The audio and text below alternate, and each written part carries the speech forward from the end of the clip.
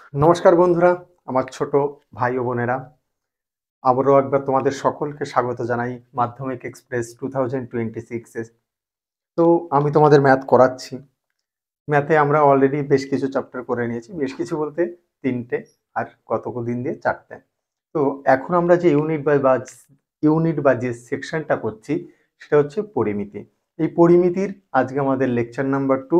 আমরা আগের লেকচারে করেছিলাম আয়তঘন।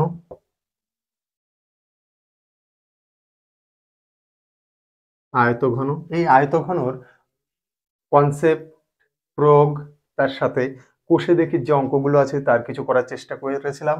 এখান থেকে আমাদের বাকি রয়ে গেছে MCQ, SAQ, fill in the blank মানে শূন্য স্থান, তার সাথে এইগুলোই আর রয়েছে ট্রু ফলস।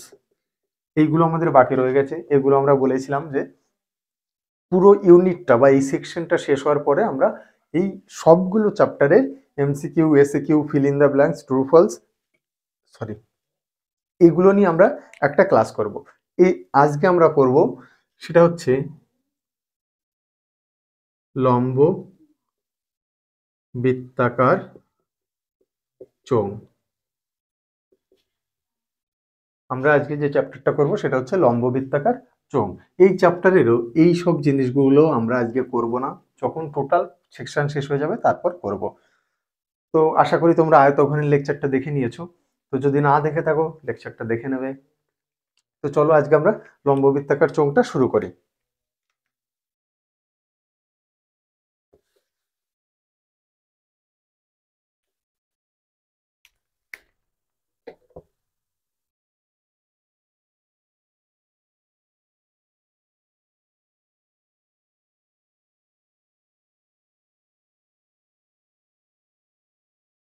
লম্ব বৃত্তাকার চোঙ। লম্ব বৃত্তাকার চোঙ কাকে বলে? সবার আগে চোঙ কাকে বলে? তবেও এই চোঙ বোঝানোর জন্য আমি আজকে একটা জিনিস নিয়ে এসেছি তোমাদের জন্য। এই যে দেখো, দেখতে পাচ্ছ? এই যে চোঙ আকৃতির জিনিস, লম্ববৃত্তাকার চোঙ তাকেই বলে যাদের এই যে আউটার সারফেসটা মানে বাইরের দিকের পোর্শনটা এটা ফিলও হতে পারে বা ওপেনও হতে পারে, মানে বন্ধ হতে পারে, খোলাও হতে পারে। আবার কিন্তু আর এই যে যেটা এই সাইডটা আশা করি দেখতে পাচ্ছ, এই যে টোটাল এটা হচ্ছে একটা লম্ব, তার সাথে এই যে চোঙ, এটাকে বলে লম্ববৃত্তাকার চোঙ। এর কিছু প্রপার্টিস আছে। প্রপার্টিসের ভিতর কি আছে দেখো, এই যে যেটা এটা হচ্ছে হাইট, এখান থেকে এটা এ হচ্ছে হাইট। এটা যেমন দেখো আমার এক মুখ খোলা চোঙ, এক মুখ খোলা এক মুখ বন্ধ। তো এটা হচ্ছে আমার এক মুখ খোলা চোঙ। এই চোঙের ক্ষেত্রে এই যে যেটা রয়েছে আমার এটা, এই টোটাল এটা হচ্ছে আমার হাইট বা উচ্চতা।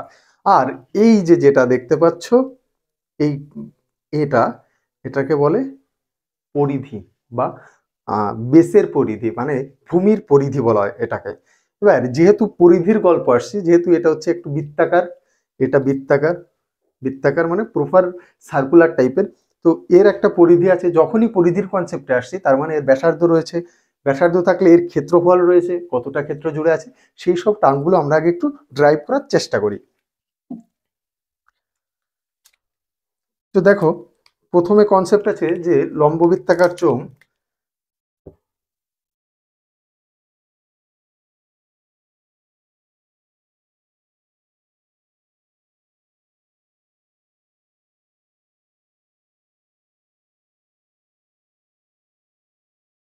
এটা যদি একটা লম্ব বৃত্তাকার চোঙ হয়, এর তল কটা প্রথম আসে যে এর তল কটা। তো এই যে যেটা, এটা আরো একবার দেখো, এই যে যেটা এটা, এটাকে বলে কার্ভড সারফেস। কার্ভড সারফেস মানে বক্রতল। তাহলে এই লম্ব বৃত্তাকার চোঙে বক্রতলের সংখ্যা কটা? একটি। লিখি আমরা তাহলে এখানে বক্রতলের সংখ্যা একটি, বক্রতলের সংখ্যা একটি। এবার এই সারফেসটা এটাই দেখো, এটা যদিও একটু বেঁকা আছে, ধরে নাও এটা ফ্ল্যাট, এটা ফ্ল্যাট ধরে নাও, ফ্ল্যাট মানে একদম সমান আছে। তাহলে এই একটা সারফেস, এই একটা তল, এটা একটা তল, আর এই একটা তল, এটাও সমতল, এটাও সমতল। তাহলে সমতল আছে কটা? দুটো। সমতল, সমতল সংখ্যা দুটি। তাহলে একটি লম্ব বৃত্তাকার চোঙের টোটাল তল কটি? টোটাল তল তিনটি। তিনটি কি আমার মোট তল। ওকে, এবার এই তল বুঝলাম আমরা। এবার এই যে যেটাকে বলছিলাম লম্ব বৃত্তাকার, লম্ব তার সাথে বৃত্তাকার আর এবং চোঙ, এই যে বেসটা, এটা বেস মানে ভূমিটা, এটা বৃত্তাকার, এটাকে যদি আমি উল্টাই দিই, আমার এই চোঙটাতে দেখো, এটাকে যদি আমি এইভাবে ধরি তাহলে এটা আমার ভূমি হচ্ছে, এটাকে যদি আমি উল্টাই দিই তাহলে এটা আমার ভূমি হচ্ছে। তো এই দুটোই কি আমার প্লেন সারফেস মানে সমতল। তো এইটা যেহেতু বৃত্তাকার, তাহলে যদি কোনো বৃত্তাকার সার্কেল, যখন আমরা কোনো বৃত্ত আঁকি, এই যদি বৃত্ত হয়, এই বৃত্তের একটা কেন্দ্র থাকে, তার একটা থাকে ব্যাসার্ধ, যেটাকে আমরা আর দিয়ে লিখতে পারি। এবার এই বৃত্তের যে ব্যাসার্ধ যখন পেয়ে যাই, তখন আমরা বৃত্তের পরিধি পেতে পারি। বৃত্তের পরিধির সূত্র কি? 2πr। বৃত্তের পরিধির সূত্র এটা। বৃত্তের পরিধি, বৃত্তের পরিধি এটা। বৃত্তের ক্ষেত্রফল, বৃত্তের ক্ষেত্রফল πr²।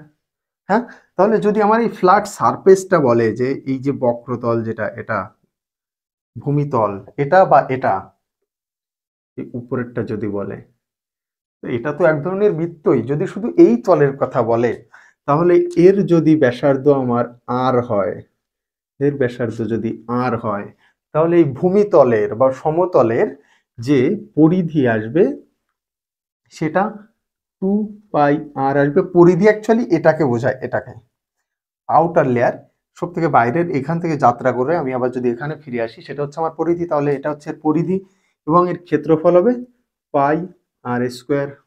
ওকে, এর উপরে যেটা রয়েছে এরও ব্যাসার্ধ আর হবে। লম্ব বৃত্তাকার চোঙ যেহেতু আমরা বলছি, তার মানে এর ব্যাসার্ধ আর হলে এর ব্যাসার্ধ আর হবে। আসলে অন্যরকম হয়, কিন্তু লম্ব বৃত্তাকার চোঙের ক্ষেত্রে এই নিচে যা ব্যাসার্ধ হবে, সরি, উপরের ব্যাসার্ধ সেম হবে। তাহলে এর ক্ষেত্রেও এর পরিধি হবে 2πr, এর ক্ষেত্রফল হবে πr²। শুধু এই সমতলটার, এই তলটা, শুধু এই উপরিতলটার আর এই ভূমির তলটার। ওকে, এবার আমাকে যদি বলে যে এর বক্রতলের ক্ষেত্রফল, বক্রতলের ক্ষেত্রফল, আমি এটা মুছে দিচ্ছি একটু। যদি বলে যে এই আমার এই চোঙটার, এই চোঙটার এটা হচ্ছে বক্রতল, এই পুরো তলটা হচ্ছে বক্রতল, এই বক্রতলের যদি আমাকে ক্ষেত্রফল বার করতে বলে, তাহলে আমি কিভাবে বার করতে পারি? ধরো এই চোঙটাকে যদি আমি কাটতে পারতাম, যদি কাটতে পারতাম, কেটে যদি ফ্ল্যাট করতাম, তাহলে একটা শীট মতো হতো, চাদর মতো হতো। দেখো,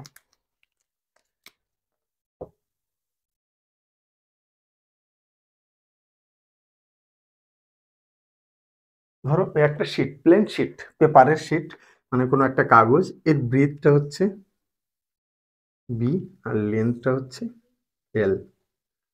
ওকে, এটাকে যদি আমি মুড়ে নিয়ে, আমার কাছে পেপার আছে, তোমাকে আমি দেখাই তোমাদের।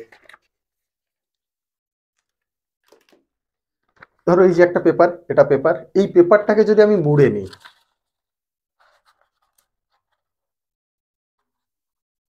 দেখতে পাচ্ছ?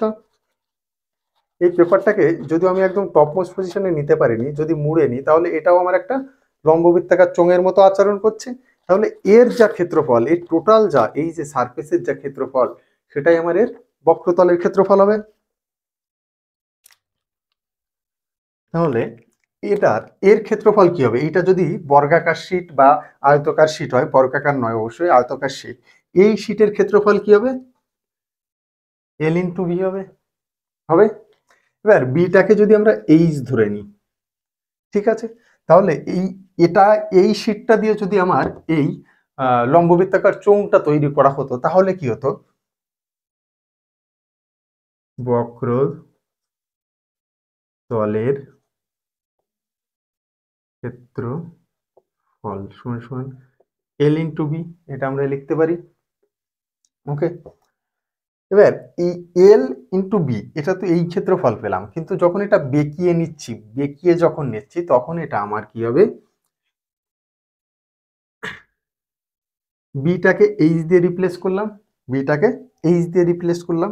এবার এলটা হবে আমার 2πr, হচ্ছে বক্রতলের ক্ষেত্রফল 2πr। এই যে পরিধিটা, এবার এই পরিধির উপর একটার উপর একটার উপর একটার উপর একটার উপর রাখতে রাখতে আমার যতটা পাবো সেটা হচ্ছে 2πr এইচ। এটা হচ্ছে বক্রতলের ক্ষেত্রফল, লম্ববৃত্তাকার চোঙের বক্রতলের ক্ষেত্রফল।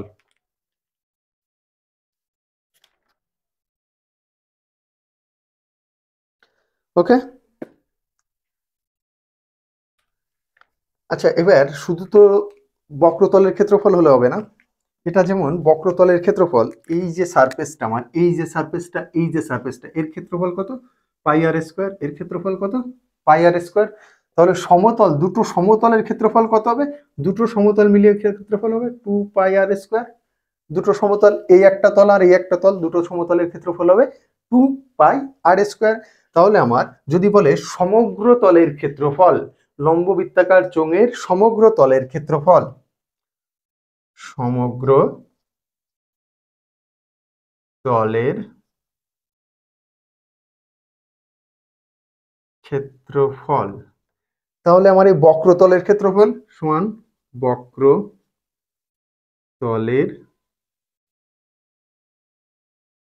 ক্ষেত্রফল প্লাস এই যে দুটি সমতল রয়েছে সেই দুটি তলের, দুটি সমতলের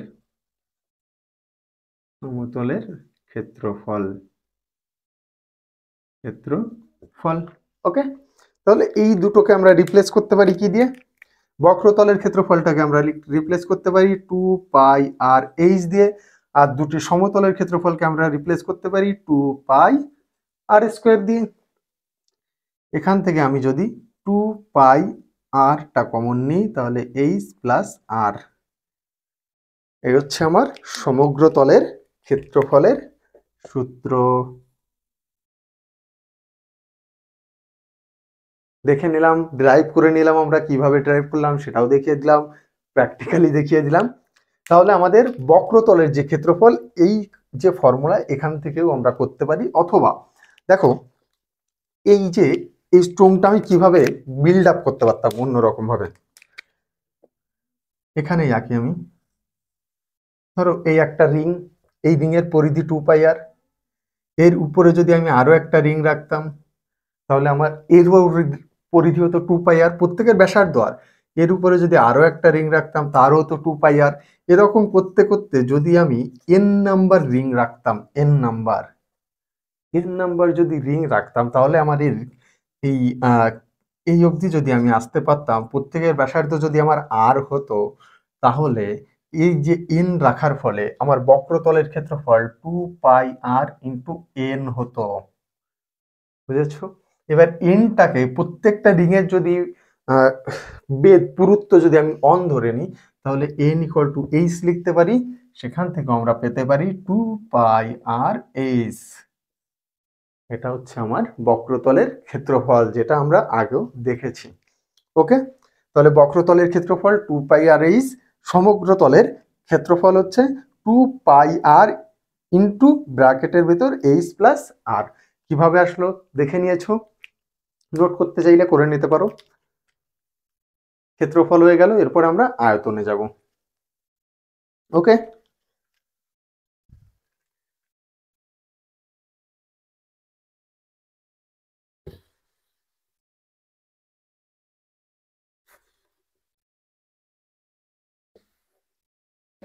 এবার আয়তন, স্পিকারটা না মুছলে ভালো হতো।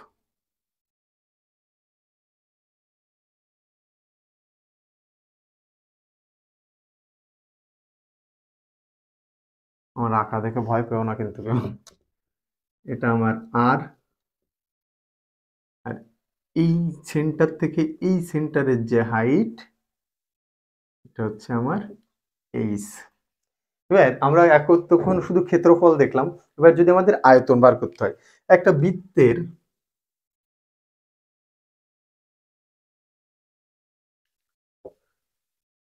একটা বৃত্তের, একটা বৃত্ত, এর যদি ব্যাসার্ধ আর হয়, তাহলে এর ক্ষেত্রফল আমরা কিভাবে বার করি? পাই আর স্কোয়ার করি।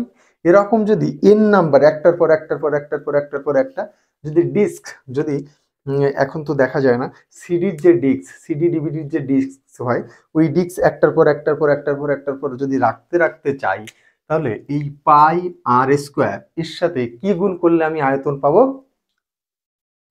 এইচটাকে যদি গুণ করে দিই, যদি একটার পর একটার পর রাখতে রাখতে তার হাইট যদি আমার এইচ হয়, তাহলে তার ক্ষেত্রফল হবে পাই আর স্কোয়ার এইচ।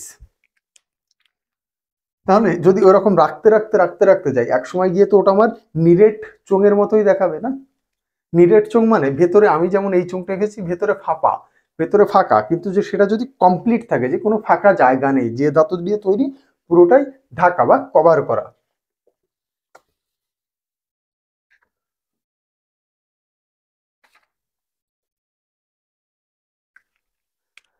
তাহলে আমার আয়তন কি আসছে? আয়তন আয়তন সমান পাই আর স্কোয়ার এইচ। এইটা হচ্ছে তোমার পাই আর স্কোয়ারের ক্ষেত্রফল, এর সাথে এই উচ্চতাটাকে আমি যখন গুণ করে দিই, সেটা আমি আয়তন পেয়ে যাই। দেখো আরো একটা মানে ক্রস চেক করার একটা সিস্টেম দেখো, এই আর স্কোয়ার এটার একক যদি মিটার হয়, তাহলে মিটার স্কোয়ার এইচ এর একক যদি মিটার হয়, মিটার কিউব, কিউবে গেলেই আমি সেটা আয়তনে চলে আসতে পেরেছি। ওকে, এটা হচ্ছে আয়তনের সূত্র। এবার ধরো আমার এই চোঙটাতেই, ধরো ধরতে হবে না, আমার এই চোঙটাতেই দেখো, দেখতে পাচ্ছ? আর একটু কাছে এনে দেখানোর চেষ্টা করি। এর যে বাইরের সারফেস, বাইরের যা ব্যাসার্ধ, আর এই যে ভেতরে এই যে একটা পুরুত্ব রয়েছে না, এই যে একটা পুরুত্ব, এই যে এটা এটা এটা একটা নির্দিষ্ট জায়গা তো নিয়েছে, নিয়েছে না? এবার এই যে এর বাইরের যেটা, এর বাইরের দিকের যা ব্যাসার্ধ আর ভেতরের দিকের ব্যাসার্ধ তো সেম নয়, এদেরকে বলে ফাঁপা চং, এদেরকে বলে ফাঁপা চং। এদের ক্ষেত্রে দেখো আমি আরো একটা ফিগার আঁকার চেষ্টা করছি, এই ফিগারে আঁকার চেষ্টা করছি, দেখো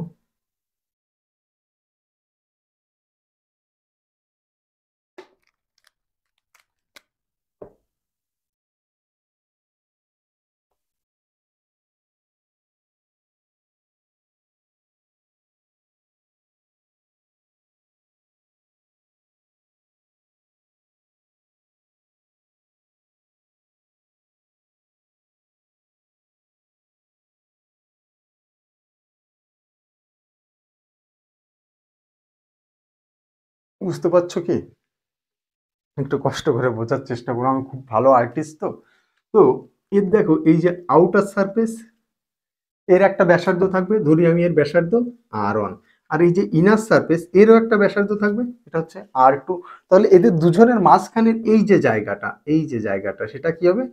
আর1 মাইনাস আর2।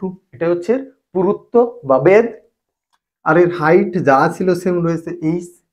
এদের ক্ষেত্রে কি করতে হয় দেখো, এদের যদি সমগ্র তলের ক্ষেত্রফল বার করতে বলে, আমাকে যদি আমার এই চোঙটার যদি এই পেছনের এই ক্যাপটা খুলে যদি আমাকে বলতো যে সমগ্র তলের ক্ষেত্রফল বার করো, তাহলে দেখো এই বাইরের একটা ক্ষেত্রফল রয়েছে, পুরো বাইরের বক্রতলের একটা ক্ষেত্রফল রয়েছে, তার সাথে এই ভেতরেরও একটা ক্ষেত্রফল রয়েছে, ভেতরের একটা ক্ষেত্রফল রয়েছে, তার সাথে এই যে যে জায়গাটুকু, এই যে জায়গাটুকু এরও একটা ক্ষেত্রফল রয়েছে। তাহলে আমার কতগুলো ক্ষেত্রফল? টোটাল 4খানা ক্ষেত্রফল, একটা, আর এই পেছনের এটা দুটো, আর এই বাইরের একটা তিনটে, আর এই ভেতরের একটা সারফেস, টোটাল 4টে ক্ষেত্রফল আমাকে যোগ করলে আমি এই ফাঁপা চোঙের, যার একটা নির্দিষ্ট বেধ আছে, সেই চোঙের সমগ্র তলের ক্ষেত্রফলের সূত্র পাবো। বুঝতে পেরেছো? আরো একবার বলছি, দেখো এটা হচ্ছে এই যে বেদ, এরও তো একটা নির্দিষ্ট ক্ষেত্রফল রয়েছে না, এই জায়গাটারও তো একটা নির্দিষ্ট ক্ষেত্রফল রয়েছে।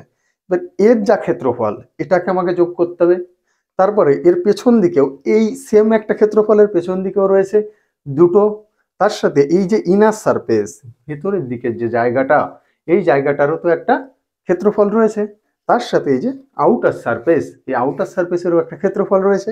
তো এই টোটাল ক্ষেত্রফলটা যোগ করলে আমরা পাবো সমগ্র তলের ক্ষেত্রফল। সেক্ষেত্রে আমাকে কি করতে হবে দেখো, প্রথমে আমি যদি বাইরের টুকু বার করি, একদম বাইরের যেটা, শুধু আমি এই বড় চোঙটাকে ধরে নিই, তাহলে আমি এখানে লিখতে পারি এই আয়তনের ফর্মুলা, এটা কিন্তু আগেরটা চলে গেছে। ওকে, নেক্সট যেটা করছি যে ধরি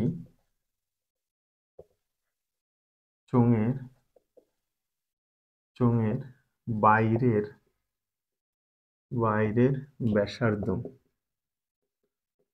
ব্যাসার্ধ সমান r1 এবং চোঙের ভিতরের বা অভ্যন্তরের ব্যাসার্ধ সমান r2। ওকে, তাহলে এইটা যখন r1 হচ্ছে, তাহলে শুধু বক্রতলের ক্ষেত্রফল কত হবে? চোঙের বাইরের বক্রতলের ক্ষেত্রফল। চোঙের বাইরের বক্রতলের ক্ষেত্রফল কি হবে? 2 পাই আর এইচ, এটা r1 ইন্টু এইচ। সেম সূত্র তো আমরা আগেও করেছি বক্রতলের ক্ষেত্রে। এবার চোঙের ভিতরের বক্রতলের ক্ষেত্রফল কি হবে? 2 পাই r2h। ওকে, এবার আমি এই বাইরেরটা পেয়ে গেলাম, ভিতরেরটা পেয়ে গেলাম, কিন্তু এই যে পোর্শনটা, এই পোর্শনটার ক্ষেত্রফল আমি কিভাবে বার করব? এই পোর্শনটার ক্ষেত্রফল কিভাবে বার করব দেখো,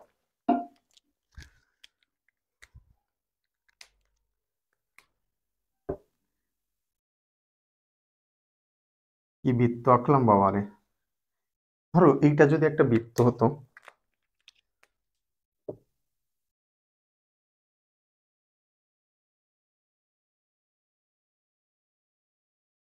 ভাবনাও কো সমঝো। ধরো এই একটা বৃত্ত, তাহলে এর এই যে বাইরের দিকের এটা হচ্ছে r2, মানে ভেতরের দিকের ব্যাসার্ধ r2, এবং এর বাইরের দিকে ব্যাসার্ধ যদি r1 হতো, তাহলে এই বেদটুকুর ক্ষেত্রফল আমরা কি করে বার করতাম? আমরা কি করতাম, এই যে বড় বৃত্তের ক্ষেত্রফল বার করতাম। এই রেড কালারের যেটা, এর ক্ষেত্রফল কি হতো আমার? পাই r1 স্কোয়ার হতো। আর ভেতরেরটার ক্ষেত্রফল আমার কি হতো? ভেতরের যেটা ছোট বৃত্ত, তার ক্ষেত্রফল কি হতো? পাই r2 তার স্কোয়ার। কিন্তু এইটুকু যদি ক্ষেত্রফল আমাকে বার করতে হয়, কিভাবে বার করতাম? বড়টা থেকে এই ছোটটা বাদ দিয়ে দিলেই, দেখো বড়টা থেকে মানে এই বাইরের এই লেয়ার থেকে এই ভেতরের এইটুকু বাদ দিয়ে দিলে আমি এইটুকুর ক্ষেত্রফল পেয়ে যাচ্ছি। তাহলে আমার আলটিমেটলি সূত্র আসতো pi r1 square minus pi r2 square. Okay, এবার গল্প এখানে হচ্ছে এর নিচেও একটা রয়েছে এরকম সার্কুলার সারফেস, মানে বৃত্তাকার অংশ, উপরেও একটা রয়েছে, এই জন্য এটাকে আমি 2 দিয়ে গুণ করে দিতে পারি। 2 দিয়ে যদি গুণ করে দিতে পারি, তাহলে আমি এখানে লিখতে পারি অতএব চোঙটির বা ফাঁপা চোঙের সমগ্র তলের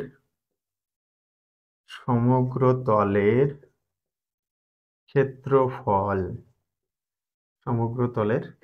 সমান, এই দুটোকে আগে যোগ করি, 2 পাই r1h প্লাস 2 পাই r2h প্লাস 2 ইন্টু পাই r1 square minus pi r2 তার স্কোয়ার, এটা লিখতে পারি আমি। এবার নিচেটা মুছে দিচ্ছি। এবার এই ফর্মুলাটাকে যদি একটু ভদ্র সভ্য শান্তশিষ্ট করার চেষ্টা করি, তাহলে এখান থেকে 2 পাই এইচ যদি কমন নিই, তাহলে হয় r1 প্লাস r2, এইটুকুর থেকে কমন নিলাম। আর এখান থেকে যদি 2 পাই কমন নিই, তাহলে আমার হয় r1 square minus r2 square. এটাকে আরো যদি ভদ্র সভ্য করতে চাই, তাও করা যেতে পারে। পুরোটার থেকে যদি আমি 2 পাই কমন নিয়ে নিই, তাহলে হয় আমার H into r1 plus r2 plus r1 square minus r2 তার স্কোয়ার। এটা হচ্ছে আমার ফাঁপা যদি বেধ আলাদা হয়, ভেতরের ব্যাসার্ধ এবং বাইরের ব্যাসার্ধ যদি আলাদা হয়, তার ক্ষেত্রে আমার সমগ্র তলের, মানে আমার নয়, চোঙের, লম্ববৃত্তাকার চোঙের সমগ্র তলের ক্ষেত্রফল। এটা কিন্তু এইচ লিখেছে, হ্যাঁ, একবার একটুখানি দেখে নাও।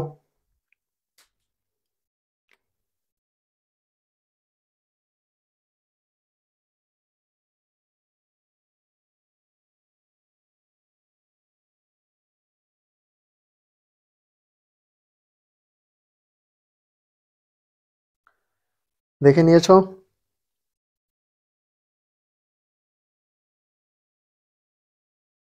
এবার আমরা চোঙের ক্ষেত্রফল দেখলাম, এবার আমরা চোঙের আয়তনটা দেখব। এইটুকু মুছে দিলাম আমি।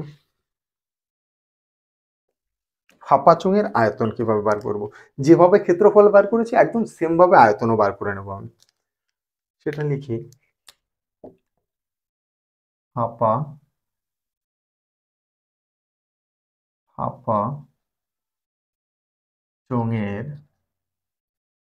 ফাঁপা চোঙের আয়তন। যেমন আমি বৃত্তের ক্ষেত্রে ক্ষেত্রফল বার করেছিলাম, সেম রুল অ্যাপ্লাই করি। প্রথমে যেটা বড় যে চোঙটা রয়েছে তার পুরোটার আয়তন আমার কি হবে? পাই r1 স্কোয়ার ইন্টু এইচ, বড় চোঙটার আয়তন পেয়ে গেলাম। সেখান থেকে আমার যে ভেতরে যে ছোট চোঙটা রয়েছে তার যদি আয়তনটা আমি বাদ দিয়ে দিই, তাহলে আমি এই যে অঞ্চল এর আয়তনটুকু পেয়ে যাব। ঠিক তো? এই অঞ্চলের আয়তন পেয়ে যাব আমি। তাহলে পাই r2 স্কোয়ার এইচ, এখান থেকে আমি পাই এইচ কমন নিলে r1 স্কোয়ার মাইনাস r2 তার স্কোয়ার। এটা হচ্ছে আমার ফাঁপা চোঙের আয়তন, আর এটা ফাঁপা চোঙের সমগ্র তলের ক্ষেত্রফল। ওকে ভাইয়া, বুঝতে পেরেছো কি করলাম কি না করলাম? আমাদের মোটামুটি চ্যাপ্টারের কনসেপ্ট এখানে আপাতত শেষ হচ্ছে। দেখে নাও একটুখানি, তারপর আরো একবার আমরা ফর্মুলাগুলো সব লিখবো। লেখার পরে তারপর আমরা প্রয়োগ এবং কিছু কষে দেখির অঙ্কে যাব।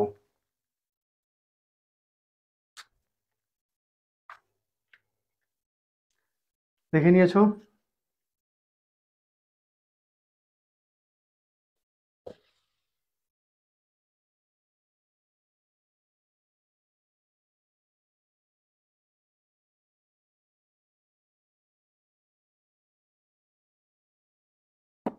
ঠিক আছে, আরো একবার করে নিই। নর্মাল, মানে সাধারণ লম্ববৃত্তাকার চোঙের লম্ব বৃত্তাকার বৃত্তাকার চোঙের লম্ববৃত্তাকার চোঙের প্রথমে আসে কি আমার বক্র তলের ক্ষেত্রফল। লম্ববৃত্তাকার চোঙের বক্রতলের ক্ষেত্রফল, বক্রতলের ক্ষেত্রফল কি পেয়েছিলাম আমি? 2 পাই আর ইন্টু এইচ। ওকে, লম্ববৃত্তাকার চোঙের সমগ্র তলের ক্ষেত্রফল, সেটা আমি কি পেয়েছিলাম? 2 পাই আর H plus 2 pi R square. এটাকে ভদ্রসভ্য করে লিখলে আমি এরকম লিখতে পারি, 2 পাই আর কমন নিলে আর প্লাস এইচ। ভদ্রসভ্য করে লিখলে এরকম লিখতে পারি। বক্রতলের ক্ষেত্রফল, সমগ্র তলের ক্ষেত্রফল, তারপরে ছিল আয়তন।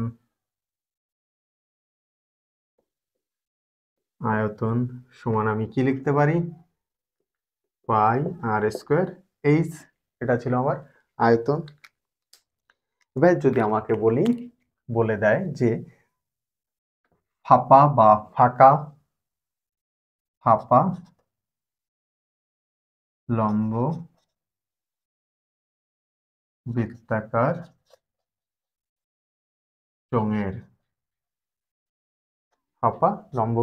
চোঙের ক্ষেত্রে, সেখানে বক্রতলের বার করতে হলে বাইরের বক্রতল এবং ভেতরের বক্রতল সেটা আলাদা করে বলে দেবে।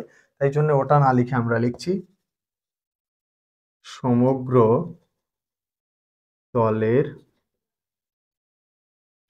তলের ক্ষেত্রফল।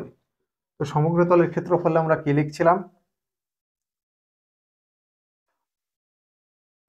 সমগ্র তলের ক্ষেত্রফল প্রথমে বাইরের বক্রতল, ভেতরের বক্রতল, উপরের বৃত্তাকার অংশ, নিচের বৃত্তাকার অংশ। তাহলে বাইরের বক্রতল ছিল 2 π r, 2 π h কমন নিলে r1 minus r2 plus 2 π r1 square minus r2 তার স্কোয়ার।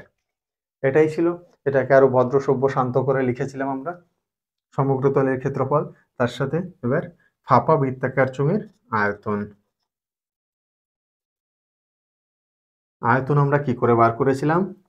প্রথমে বাইরেরটার থেকে বার করেছিলাম পাই r1 square h minus pi r2 square H. এটাকে ভদ্র সভ্য করে লিখেছিলাম কি, পাই আর এইচ কমন নিলে r1 স্কোয়ার মাইনাস r2 তার স্কোয়ার।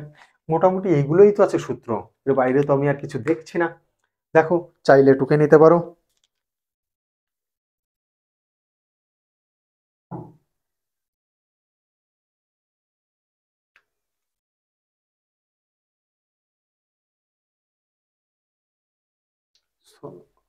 সরি সরি সরি, ভুল হয়েছে একটা।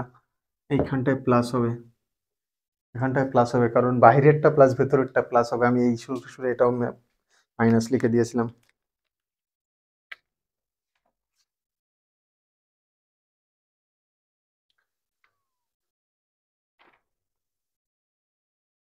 ঠিক আছে, দেখে নিয়েছো।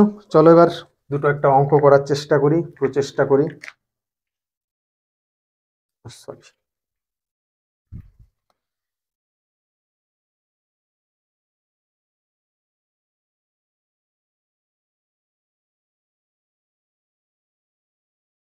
এটা এবার মুছে দিলাম।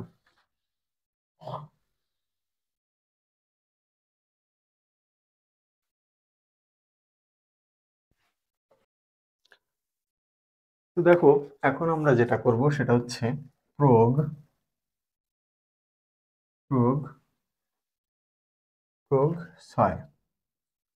6 নম্বর প্রয়োগ আমাকে দিয়ে দিয়েছে যে স্টিলের পাতলা চাদর দিয়ে তৈরি ঢাকনা সমেত একটি ড্রামের ভূমির ব্যাসের দৈর্ঘ্য। একটা ড্রাম, ঢাকনা সমেত ড্রাম মানে এইটা যদি আমার একটা ড্রাম হয়, এর নিচের পাশও ব্লক, উপরের পাশও ব্লক, সেটাই বোঝাতে চাইছে। এখানে দিয়ে দিয়েছে ভূমির ব্যাস ইকুয়াল টু 4.2 ডেসিমিটার। অতএব ভূমির ব্যাসার্ধ সমান 4.2/2 ইকুয়াল টু 2.1 ডেসিমিটার। ওকে, এবার তার সাথে বলে দিয়েছে যে এটাকে করতে, টোটালটা কমপ্লিট করতে আমার যে চাদর লাগে, সেই চাদরের 112.20 ডেসিমিটার স্কোয়ার। ডেসিমিটার স্কোয়ার মানে বর্গ ডেসিমিটার চাদর লেগেছে। তাহলে এই চাদরটা কিসে লেগেছে? এই বক্রতল ক্রিয়েট করতে এবং দুটো সমতল ক্রিয়েট করতে। তাহলে আমি লিখতে পারি, ধরি জিজ্ঞেস করছে যে তাহলে উচ্চতাটা কত হবে। ধরি ড্রামটির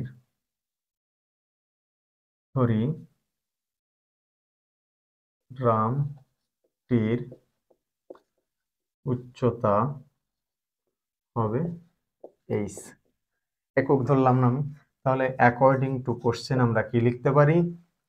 2 π r into r plus H equal to 1 on 2.20 বর্গ ডেসিমিটার, বা r plus H equal to 1 on 2.20 by 2 pi এর মান হচ্ছে 22/7, এই 7 উপরে উঠে গেল, আর আর হচ্ছে 2.1।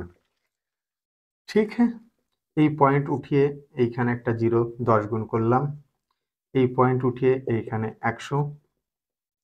এবার কাটাকাটি করার চেষ্টা করি। 7 দিয়ে কাটলে 7 10 70, 3 7 21। 11 দিয়ে কাটলে 11 দুগুণে 22, 11 দিয়ে এটাকে কাটলে 11 কে 11, 11 দুগুণে 22, তারপরে এই 0 11, এইখানে আরো একটা 0 হবে, কারণ দুটো ডিজিট একসাথে নামাচ্ছি আমি। একটা 0 দুটো 0, একটা 0 দুটো 0। কাটাকাটি করলে এখানে 2 দিয়ে যদি আমি কাটি তাহলে হচ্ছে আমার 5 দুগুণে 10, 2 অক্ষে 2। 3 দিয়ে কাটলে এটাকে আমার অ্যান্সার হচ্ছে 3 অক্ষে 3, 3 অক্ষে 3 আর হচ্ছে 3 অক্ষে 3 2 21, তাহলে হচ্ছে 21 3 7 21, তাহলে 17/2। আলটিমেটলি আমার অ্যান্সার আসছে 17/2। এটাকে কাটাকাটি করলে 8 দুগুণে 16.5, বা এইচ ইকুয়াল টু 8.5 মাইনাস 2.1। এই যে 2.1 ব্যাসার্ধ, এটা আর ব্যাসার্ধ আর ইকুয়াল টু, তাহলে হচ্ছে তোমার 6.4 ডেসিমিটার। উচ্চতা কত হচ্ছে আমার? 6.4 ডেসিমিটার। অঙ্ক এখানে শেষ হয়নি, এরপরে বলছে আবার 1 বর্গমিটার স্টিলের দাম 25 টাকা হলে ড্রামটি তৈরি কত খরচা হবে? 1 ডেসিমিটার স্কোয়ার স্টিলের দাম 25 টাকা হলে, তাহলে এই যে টোটাল যেটা কিনতে হয়েছে আমার, এটা এর দাম কত হবে? 1 on 2.20 ডেসিমিটার স্কোয়ার স্টিলের দাম হবে 1 on 2.20 ইন্টু 25 টাকা। ক্যালকুলেশন করে দেখিয়ে দেবো, আর কি করা যাবে। 1 on 2.20 ইন্টু 25, পয়েন্ট ধরলাম নেই, তাহলে সবগুলো 500, 5 দুগুণি 10 শূন্য হাতে 1, 2 5 দুগুণি 10, 11 1 হাতে 1, 5 অক্ষে 5 আর 1 6, 5 অক্ষে 5, একটা 0, 2 0 0, 2 দুগুণি 4, 2 দুগুণি 4, 2 অক্ষে 2, 2 অক্ষে 2, 0 0, 4 আর 1 5, 6 আর 4 10 শূন্য হাতে 1, আর 2 5 আর 2 7 আর 1 8। মনে তো হচ্ছে এটা ঠিকঠাক করিনি, ভুল করেছি মনে হচ্ছে।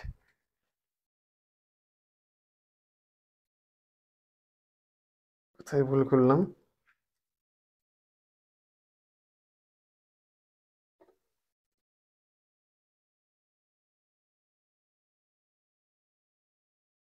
পাঁচ আর ভুলটা এইখানে করেছি।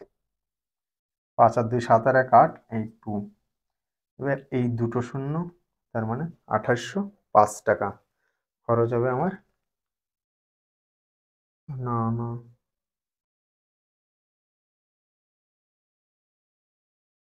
সরি, এটা বর্গ ডেসিমিটার বলেনি, এটা বলেছে বর্গ মিটার। বর্গ মিটার স্টিলের দাম এত, তাহলে এটা হচ্ছে আমার, এটা কিসে দেওয়া আছে? ডেসিমিটারে দেওয়া আছে, এটা হচ্ছে ডেসিমিটার স্কোয়ার। এবার ডেসিমিটার স্কোয়ার থেকে আমার যদি বর্গমিটার স্কোয়ারে যেতে হয়, তাহলে কি করি আমরা? দেখো, মিলি, সেন্টি, ডেসি, তারপরে মিটার। মিটার থেকে যদি আমি ডেসিমিটারে আসি, 10 দিয়ে গুণ করি।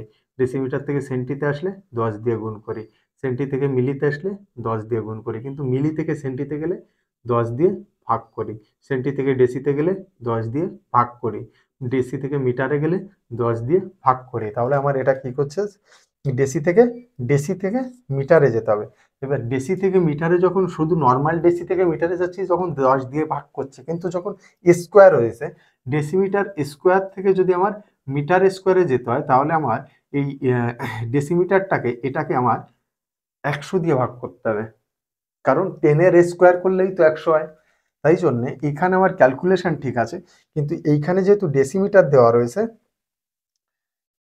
এইখানে আমাকে আগে থেকে 100 দিয়ে ভাগ করে নিতে হবে। এবার 100 দিয়ে ভাগ করলে এই যে ক্যালকুলেশন, এখানে তো দুটোর আগে শূন্য পয়েন্ট ছিল, এই জন্য দুটোর আগে পয়েন্ট বসিয়েছি। আরও 100 দিয়ে ভাগ করলে পয়েন্টটা আমার এইখানে চলে আসবে। তাহলে আমার টাকা হবে 28 টাকা 5 পয়সা। তাহলে আমার ওই ড্রামটা করতে খরচ হবে 28 টাকা 5 পয়সা। ওকে, দেখে নাও একটুখানি।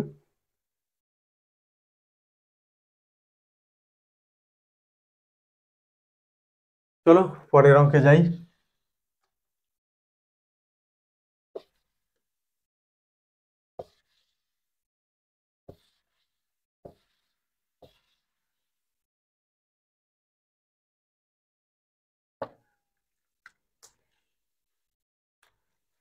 পরে আমরা যে প্রয়োগটা করব সেটা হচ্ছে 11 দাগ। প্রয়োগ 11-এ বলছে 6 মিটার লম্বা একটি লম্ববৃত্তাকার চোঙাকৃতি লোহার ফাঁপা পাইপের ভিতরে ও বাইরের ব্যাসের দৈর্ঘ্য ভিতর ও বাইরের ব্যাসের দৈর্ঘ্য যথাক্রমে এত সেন্টিমিটার ও এত সেন্টিমিটার হলে পাইপটিতে কত লোহা আছে তা হিসাব করে লিখি। আচ্ছা, 6 মিটার লম্বা বলেছে, তার মানে height H equal to 6 metre. এবার বাইরের যে ব্যাস দেওয়া আছে সেটাখান থেকে আমি ব্যাসার্ধ বার করব, আর ভেতরের যেটা দেওয়া আছে সেখান থেকে আমি ব্যাসার্ধ বার করব। তাহলে 4.2 আছে, এটা 4.2/2, এটা কিসে আছে আমার? সেন্টিমিটারে আছে। এবার সেন্টিমিটার থেকে আমি যদি মিটারে যেতে চাই, সেন্টিমিটার 4.2 সেন্টিমিটার, এটা সেন্টিমিটার থেকে একটু আগেই দেখালাম এই যে সেন্টি ডেসিমিটার। হ্যাঁ, সেন্টিমিটার থেকে আমি এক কাজ করতে পারি, ডেসিমিটারে যেতে পারি। পরে আমাকে দিয়েছে যে 1 ঘন ডেসিমিটার লোহার ওজন 5 কিলোগ্রাম। তাহলে আমি এই সেন্টিটাকে ডেসিতে নিই এবং মিটারটাকেও ডেসিতে নিয়ে আসি, তাহলে 6 মিটার সমান 60 ডেসিমিটার। আর এটাকে সেন্টিমিটারটাকে ডেসিমিটারে নিতে গেলে 10 দিয়ে ভাগ করতে হবে, তাহলে 4.2/20। এই 0.2টায় আবার 0 দেওয়া যায়। আবার R2 যেটা আমাকে দিয়েছে, যেটা হচ্ছে ভেতরের ব্যাসার্ধ, সেটা আমাকে কত দিয়েছে? 3.5/2 সেন্টিমিটার। এটা আমার ডেসিমিটার হয়েছে, তাহলে 3.5 একবারে আমি লিখে দিই 35/200 ডেসিমিটার। বলছে আমাকে যে পাইপটিতে কত লোহা আছে তা হিসাব করে লিখি। লোহা আমি কিভাবে হিসাব করব? আয়তন হিসাব করলেই তো লোহা পেয়ে যাব। অতএব পাইপটির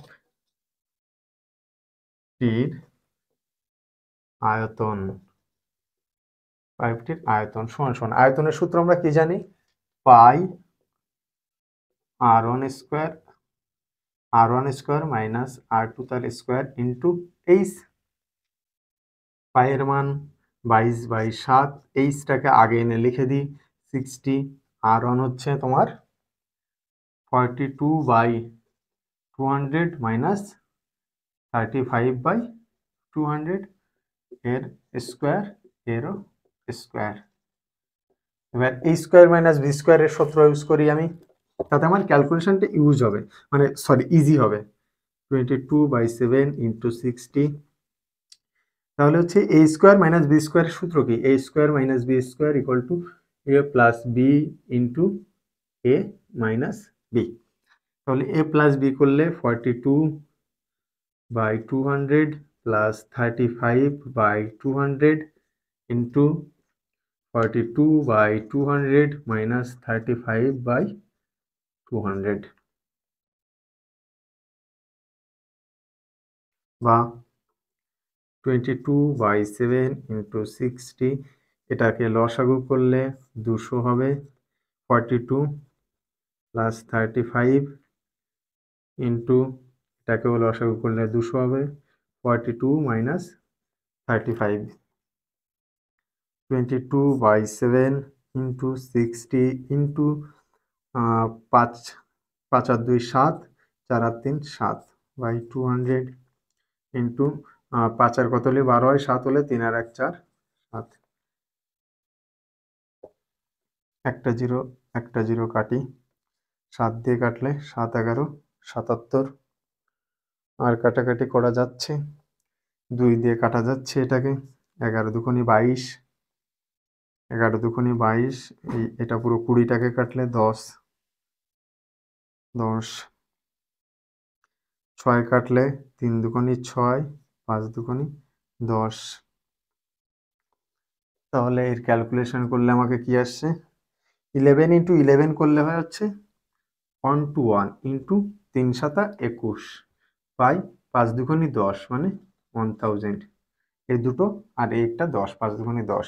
এবার 121 ইন্টু 11, সরি 21 করলে হচ্ছে 1 2 4 2 0 1 2 1 1 4 5 2 2541 2541 বাই 1000। এটাকে পয়েন্টটাকে উঠালে হবে আমার 2.541 ডেসিমিটার কিউব। এই পরিমাণ লোহা আমার পাইপটাতে রয়েছে। ওকে,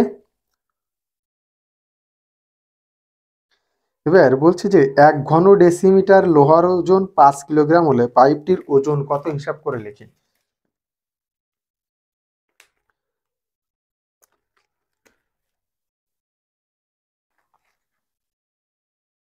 অতএব পাইপটির ওজন কত হবে? 1 ঘন ডেসিমিটার পাইপের ওজন কোথায় গেল?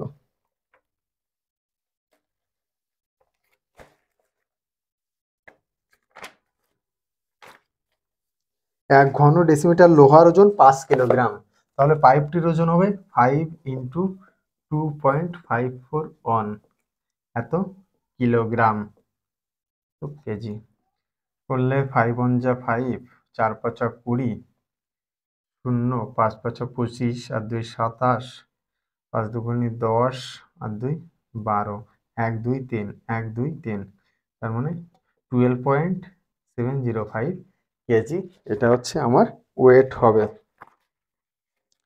ঠিক আছে, দেখে নাও একটু।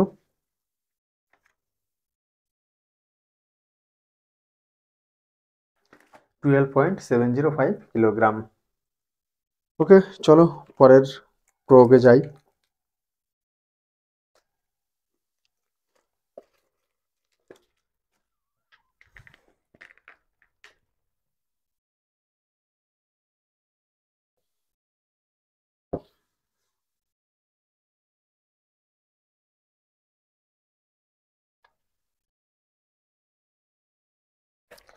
নেক্সট যে প্রয়োগটা আমরা করব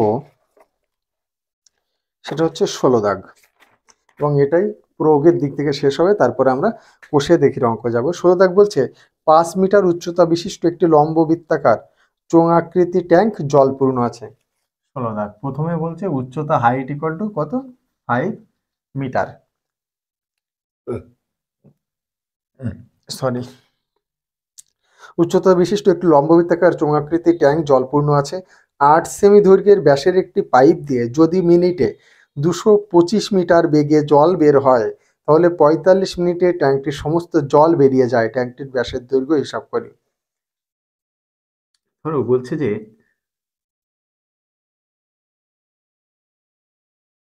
একটা ট্যাঙ্ক, এই ট্যাঙ্ক থেকে আমি যদি জল বার করি, এরকম ভাবে না করে এরকম ভাবে করি, যে এই ট্যাঙ্ক থেকে আমার যে পাইপটা দিয়ে জল বেরোচ্ছে, এই পাইপটার 8 সেমি দৈর্ঘ্যের ব্যাস, এই পাইপটার ব্যাস হচ্ছে 8 সেমি, আর এর হাইট হচ্ছে, এই ট্যাঙ্কের হাইট হচ্ছে 5 মিটার। 8 সেমি পাইপ দিয়ে যদি মিনিটে 225 মিটার বেগে, এই 8 সেমি ব্যাস দিয়ে এখান থেকে প্রতি মিনিটে 225 মিটার বেগে জল বেরোচ্ছে, মানে 1 মিনিটে 225 মিটার সে ক্রস করে নিচ্ছে, বের হয়, তাহলে 45 মিনিটে ট্যাঙ্কির সমস্ত জল বেরিয়ে যায়। ট্যাঙ্কির ব্যাসের দৈর্ঘ্য কত? এর এই ব্যাসটা চাইছে, তাহলে আমি ধরে নিই এর ব্যাসার্ধ হচ্ছে আর, ধরি ট্যাঙ্কটির ভূমির ব্যাসার্ধ সমান আর,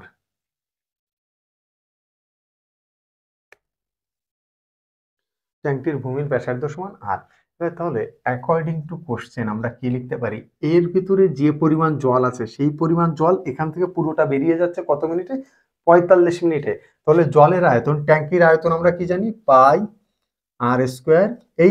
এই জল কোথার থেকে বেরোচ্ছে? এই যে 8 সেন্টিমিটার, এটাকে আমি মিটারটাকে সেন্টিমিটার করে নিই, সেন্টিমিটার করলে 500 সেন্টিমিটার হবে।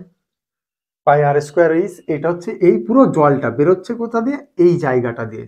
তাহলে এর কি হবে দেখো, এই হচ্ছে 8 সেন্টিমিটারের হচ্ছে ব্যাস, তাহলে এর ব্যাসার্ধ হবে 4 সেন্টিমিটার। এটা হচ্ছে ব্যাসার্ধ, এই পাইপের ব্যাসার্ধ আমার কত হবে? 8/2 = 4 সেন্টিমিটার। ওকে, তাহলে এর একটা ক্ষেত্রফল থাকবে, সেই ক্ষেত্রফল কত হবে? পাই আর স্কোয়ার, আর তার সাথে এই যে 225 মিটার বেগে বেরোচ্ছে মিনিটে, তার সাথে 225 যদি আমি গুণ করে দিই, তাহলে আমি এর আয়তন পেয়ে গেলাম। তাহলে এখানে আমি লিখতে পারি পাই আর এখানে 4 তার স্কোয়ার, এবং এই যে 2 to 5 কতক্ষণ ধরে চলছে? 45 মিনিট ধরে চলছে। তাহলে এখান থেকে লেখা যায় পাই পাই খ5, এখানে আর এর মান হচ্ছে কত? আর এর মান তো দিয়ে দিয়েছিল, না সরি, আর বার করতে হবে আমাকে, এইচ দিয়ে দিয়েছে। তাহলে R square equal to 16, 4 4 16 into 2 2 5 into 4 5 by H এর মান হচ্ছে 500। ওকে,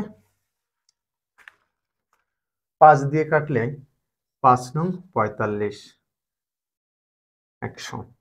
আবার 5 দিয়ে কাটলে 5 4 5 20, 5 5 25, 5 দিয়ে কাটলে 5 20 100। আবার 5 দিয়ে কাটলে 5 4 5 20, 5 নং 45, 4 দিয়ে কাটলে 4 4 16। ওকে, বা আমরা লিখতে পারি R square equal to 2 into 2 into 9 into 9। কেন লিখলাম? কারণ এর যখন রুট করব না, এর যখন রুট করব দুটো থাকলে একটাকে আমরা বাইরে আনি। অতএব R equal to 2 into 9 equal to 18 centimetre. এটা হচ্ছে আমার এই পাইপের ব্যাসার্ধ। অতএব ট্যাঙ্কের ব্যাস সমান সমান 18 ইন্টু 2 ইকুয়াল টু 36 সেন্টিমিটার। ওকে, একটুখানি দেখে নিই।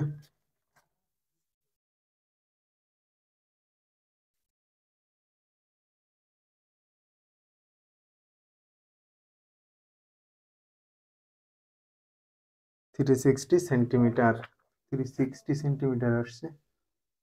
कहीं गलती तो नहीं किया ना भैया? 5 मीटर 500 मीटर। ओके, सही तो लग रहा है। সেন্টিমিটারে তো কনভার্ট করেছিলাম। 5 মিটার উচ্চতা বিশিষ্ট। ও ও sorry sorry sorry sorry sorry sorry, এটা আমার মিটার দেওয়া ছিল, এই যে 225 মিটার বেগে। তাহলে এখানে আমার আরো 100 গুণ হবে, 100 গুণ হবে 100 মিটার। আর কোথাও কি আছে 45 মিনিট? তাহলে তো আবার বেশি হয়ে যাচ্ছে, 3600 সেন্টিমিটার হয়ে যাচ্ছে। কোথায় গেল?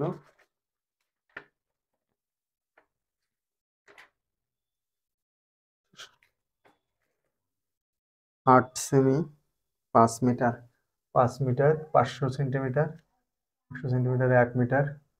দেওয়ার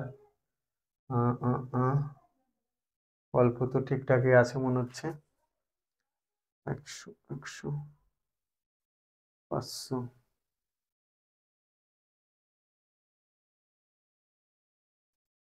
লেট মি চেক, একবার দেখতে দাও।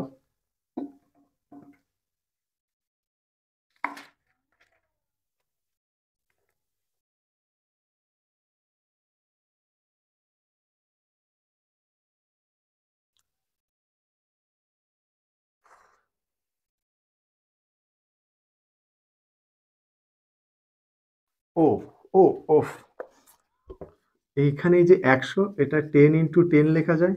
তাহলে এইখানে শুধু একটা 10 থাকে, এখানে একটা 0 হয়, 360 সেন্টিমিটার। সরি ইয়ার। তাহলে এইখানটায় ইন্টু 10,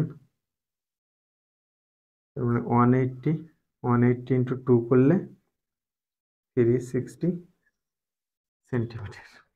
একটা ভুলের জন্য পুরো অঙ্কটা গেড়িয়ে গেছিল, সরি। তো দেখে নাও একবার একটুখানি কি করেছি। আমি যে এখানে মেন যে কনসেপ্টটা ইউজ করেছি, এই যে পাইপটা, এই পাইপটার আমি 1 মিনিটের জন্য ধরে নিয়েছি যে এর দৈর্ঘ্য 225 মিটার, আর এর ব্যাস দিয়ে দিয়েছে আমাকে 8 সেন্টিমিটার। তার থেকে আমি ব্যাসার্ধ বার করে নিয়েছি। ব্যাসার্ধ বার করার পরে তাহলে এখান থেকে এর একটা আয়তন বেরিয়েছে আমি, যে পাই আর স্কোয়ার এইচ, এটাও এক ধরনের তো লম্ববৃত্তাকার চোঙ, তো পাই আর স্কোয়ার এইচ দিয়ে বার করে নিয়েছি, সেটা আমি এই পাশে লিখেছি। এবং এই 45 মিনিট সময় লাগছে আমার কি করতে, পুরো জলটা বেরিয়ে যেতে। আর এর যে টোটাল আয়তন সেটা এটা, তারপরে বাদ বাকি ক্যালকুলেশন করে এই সব ইংরেজি এসছে। ওকে, তো চলো প্রয়োগ 2-3টে করলাম, এবার আমরা কিছু কষে দেখির অঙ্ক করি।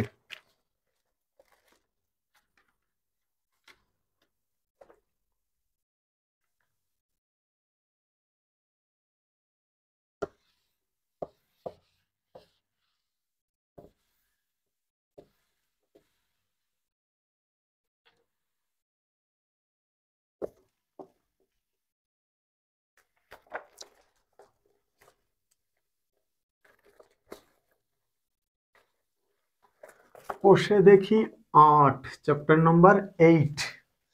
8-এর আমরা প্রথম দেখো পাশের চিত্রের ঘনবস্তুটি দেখি ও নিচের প্রশ্নগুলোর উত্তর দিই। এই প্রশ্নের উত্তর অলরেডি আমরা প্রথমে দিয়ে দিয়েছি, তাই ওগুলো আর করছি না। আমি প্রথম যে অঙ্কটা করছি সেটা হচ্ছে 4 দাগ। প্রথম যে অঙ্কটা করছি সেটা 4 দাগ। 4 দাগ বলছে একটি ঘরের বারান্দায় 5.6 ডেসিমিটার ব্যাসের ও 2.5 মিটার লম্বা দুটি লম্ব বৃত্তাকার পিলার ঢালাই করতে কত ঘন ডেসিমিটার মশলা লাগবে তা হিসাব করে লিখি। লম্ব বৃত্তাকার পিলার, লম্ব বৃত্তাকার পিলারের ব্যাস, ব্যাস কত দিয়েছে আমাকে? 5.6 ডেসিমিটার। ডেসিমিটার অতএব ব্যাসার্ধ, ব্যাসার্ধ আর ইকুয়াল টু 2 দিয়ে ভাগ করলে 2.8 ডেসিমিটার হবে। আর তার সাথে কি দিয়েছে? উচ্চতা দিয়েছে, লম্বা 2.5 মিটার লম্বা, অতএব উচ্চতা, উচ্চতা এইচ সমান 2.5 মিটার, 2.5 মিটার। আচ্ছা, এই ডেসিমিটারটাকে যদি আমার মিটারে করতে হয় তাহলে আমাকে কি করতে হবে? আমরা এই যে মিলি সেন্টি ডেসিমিটার, এই ডেসিমিটার থেকে মিটারে যদি আমাকে যেতে হয় কি করতে হয়? ভাগ করতে হয়। কত দিয়ে? 10 দিয়ে ভাগ করতে হয়। তাহলে 2.8/10, 10 দিয়ে ভাগ করলে মিটারে গেলাম। এই পয়েন্টটা এখানে আরো একটা দিলাম, এটা আমার কিসে চলে আসলো? মিটারে চলে আসলো। ডেসিমিটার থেকে মিটারে চলে আসলো, কারণ এর পরের যে পোর্শনটা রয়েছে সেটা মিটারে চেয়েছে। বলছে যে পিলার ঢালাই করতে কত ঘন ডেসিমিটার মশলা লাগবে। আচ্ছা, এবার এখানে ঠিক আছে মিটারে করেছে, অসুবিধা নেই। এবার ঘন ডেসিমিটার করলে আবার কিউবে চলে আসবে, দরকার নেই। এটা আপাতত এরকমই থাক, ডেসিমিটারেই থাক, আমার ডেসিমিটারে থাক। এটাকেও বরঞ্চ আমি মিটারের থেকে ডেসিমিটারে নিয়ে আসি, তাহলে 2.5 ডেসিমিটার হবে। কারণ এই যে ডেসিমিটার, মিটার থেকে যখন ডেসিতে আসি আমরা, তখন এটাকে আমার 10 দিয়ে গুণ করতে হয়। তাহলে বলছে যে কত ঘন ডেসিমিটার মশলা লাগবে। অতএব মশলা লাগবে কত ঘন ডেসিমিটার, সেটা আমরা কি করে পারবো? তাদের যে আয়তন, দুখানা প্লার, তাই জন্য আগে 2 দিয়ে গুণ করলাম। তার যে আয়তন পাই আর স্কোয়ার এইচ, এত ঘন ডেসিমিটার। তাহলে আমি মান বসাই, 2 ইন্টু পাই হচ্ছে 22/7, আর স্কোয়ারের মান হচ্ছে 2.8 তার স্কোয়ার, ইন্টু এইচ হচ্ছে 25। ওকে, এত ডেসিমিটার কিউব মানে ঘন ডেসিমিটার। ঠিক, এবার 2 ইন্টু 22/7 ইন্টু 2.8 ইন্টু 2.8, দুবার লিখলাম। এটাকে 10, এটাকে কাটার জন্য 10 ইন্টু 25। ওকে, 7 দিয়ে কাটলে 4 7 28। আর তো কাটাকাটি না করলেও হচ্ছে, গুণটা করে নিলে 100 আছে, পরে 100 দিয়ে অসুবিধা কি? 25, 4 25 100, 4 4 কেটে গেল। তাহলে হচ্ছে 22 দুগুণে 44 ইন্টু 28, 22 দুগুণে 44 ইন্টু 28। এবার 28টাকে আমি যদি 30 ধরে নিই, তাহলে হচ্ছে 3 4 12 2, 3 4 12 2 হাতে 1, 3 4 12 আর 1 13। এবার যেহেতু আমি 30 ধরে নিয়েছিলাম, সেহেতু আমার 2 বিয়োগ করতে হবে। 44 8 8 বিয়োগ করলে 8 আর কত হলে 10 হয়, 2 হলে 8 1 8 1 9, 9 আর কত হলে 12 হয়, 9 আর 3 12, হাতে 1, 1 আর কত হলে 3 হয়, 2 হলে 1, মানে 1232 ডেসিমিটার কিউব। 1232 ডেসিমিটার কিউব এর মানে হচ্ছে ঘন ডেসিমিটার। এর মানে ঘন ডেসিমিটার। ওকে, তারপর বলছে যে প্রতি বর্গমিটার 125 টাকা হিসাবে পিলার দুটির প্লাস্টার করতে কত খরচ হবে হিসাব করে লিখি। আচ্ছা, প্রতি বর্গমিটার 125 টাকা করে। আচ্ছা, যদি প্লাস্টার করতে হয়, প্লাস্টার করতে গেলে আমার কি করতে হবে, তার যে বক্রতল, শুধু সেই বক্রতলটাকেই তো আমি প্লাস্টার করব, যেহেতু বারান্দায় প্লার বসিয়েছি আমি। টাকা হিসাবে প্লার দুটি প্লাস্টার করতে কি হবে, তাহলে বক্রতলের ক্ষেত্রফলের আমরা কি ফর্মুলা পড়েছিলাম, এখানে লিখি অতএব প্লাস্টার করতে খরচা হবে 2 ইন্টু বক্রতলের ক্ষেত্রফল আমরা কি পড়েছিলাম, 2 পাই আর এইচ, এটাই তো পড়েছিলাম আমরা বক্রতলের ক্ষেত্রফল। তাহলে 2 পাই হচ্ছে 22/7। আর এবার এই ডেসিমিটারটাকে আমার এবার মিটারে কনভার্ট করতে হবে। ডেসিমিটার থেকে মিটারে গেলে হবে আমার, ডেসি থেকে মিটারে যাচ্ছে, তাহলে আমাকে 10 দিয়ে ভাগ করতে হবে। 10, এইটা কাটলে এটা ডেসিমিটার থেকে আমার মিটারে আসতে পারলাম, তাহলে হচ্ছে 28/100। এর সাথে প্রতি বর্গমিটারের খরচা কত দিচ্ছে আমাকে, 125 টাকা। এর সাথে 125 গুণ হবে, এটা হচ্ছে আর বসালাম, এইচ কত আমার 25, এবং এইচ হচ্ছে 25 ডেসিমিটার, ডেসিমিটার নয় 2.5 মিটার ইন্টু 125। 7 দিয়ে কাটলে 4 7 28, 25 কাটলে 4 25 100, 4 4 কেটে গেল। 125কে যদি 5 দিয়ে কাটা হয় তাহলে হচ্ছে 4 25 100, 5 25 125, 5 দুগুণে 10, 2কে 2 দিয়ে কেটে দিলে তাহলে আমার এখানে থাকছে 2 দুগুণে 4, 44, 44 ইন্টু 5, 4 5 20, 0, 4 5 20 আর 2 22। কোথাও ভুল করলাম তো,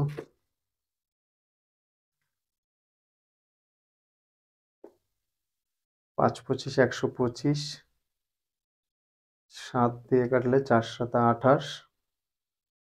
আচ্ছা, এই প্লাসটার করতে গেলে কি উপর এবং নিচেও যোগ করতে হবে? 1 second, just give me 1 second.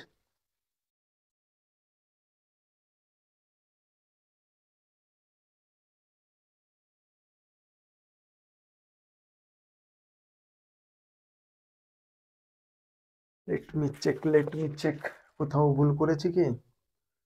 2 pi আর এইচ বর্গমিটার 2.5 মিটার ছিল কি, কত দাগ, 4 দাগ, 2.5 মিটার, 2.8 ডেসিমিটার থেকে মিটারে গেলে 110। ক্যালকুলেশনটা আরেকবার একটুখানি ফ্রেশ করে করি, দেখি, মনে হচ্ছে এখানেই কোথাও ভুল করেছে, বাকি তো কোনো ভুলের জায়গা আমি খুঁজে পেলাম না। 4 ইন্টু পাই এর মান 22/7, আর এর মান 28/100 ইন্টু এইচ এর মান 2.5, পয়েন্ট টোটালে 10 ইন্টু 125। 25 দিয়ে কাটলে 4 25 100, 4 7 28, 7 সাথে কেটে গেল 10, 22, 5 দুগুণে 10, 5 25 125। এখানেই ভুলটা করেছিলাম, 5 25 125, 2 দিয়ে কাটলে 2 দুগুণে 4, তাহলে হচ্ছে 22 দুগুণে 44 ইন্টু 25, গুণ ভাগ যোগ বিয়োগ করলে 44 ইন্টু 25, 44 ইন্টু 25 করলে হচ্ছে 5 4 5 20, 0, 5 4 5 20 আর 2 22, 0, 4 দুগুণে 8, 4 দুগুণে 8, 0, 8 আর 2 10 এর 0, 8 আর 2 10 আর 11, 1100 টাকা। একটু লেন্দি ক্যালকুলেশন, তো ক্যালকুলেশনগুলো একটু ভালো করে দেখে নেবে। দেখো, তারপর আমরা পরের অঙ্কে যাব।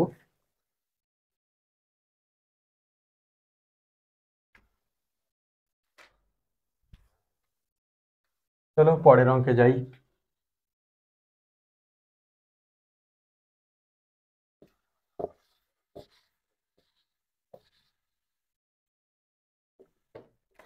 এরপর আমরা যে অঙ্কটা করব সেটা হচ্ছে 6 দাগ।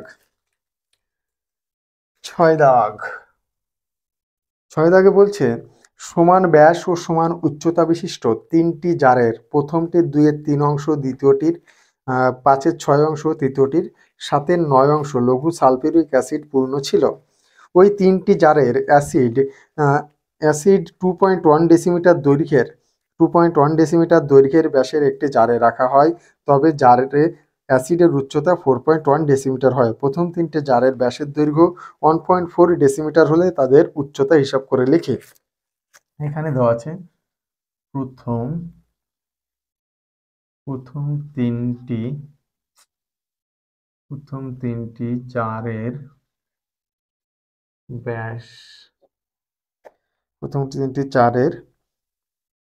ব্যাসের দৈর্ঘ্য 1.4 ডেসিমিটার, 1.4 ডেসিমিটার। অতএব জারের ব্যাসার্ধ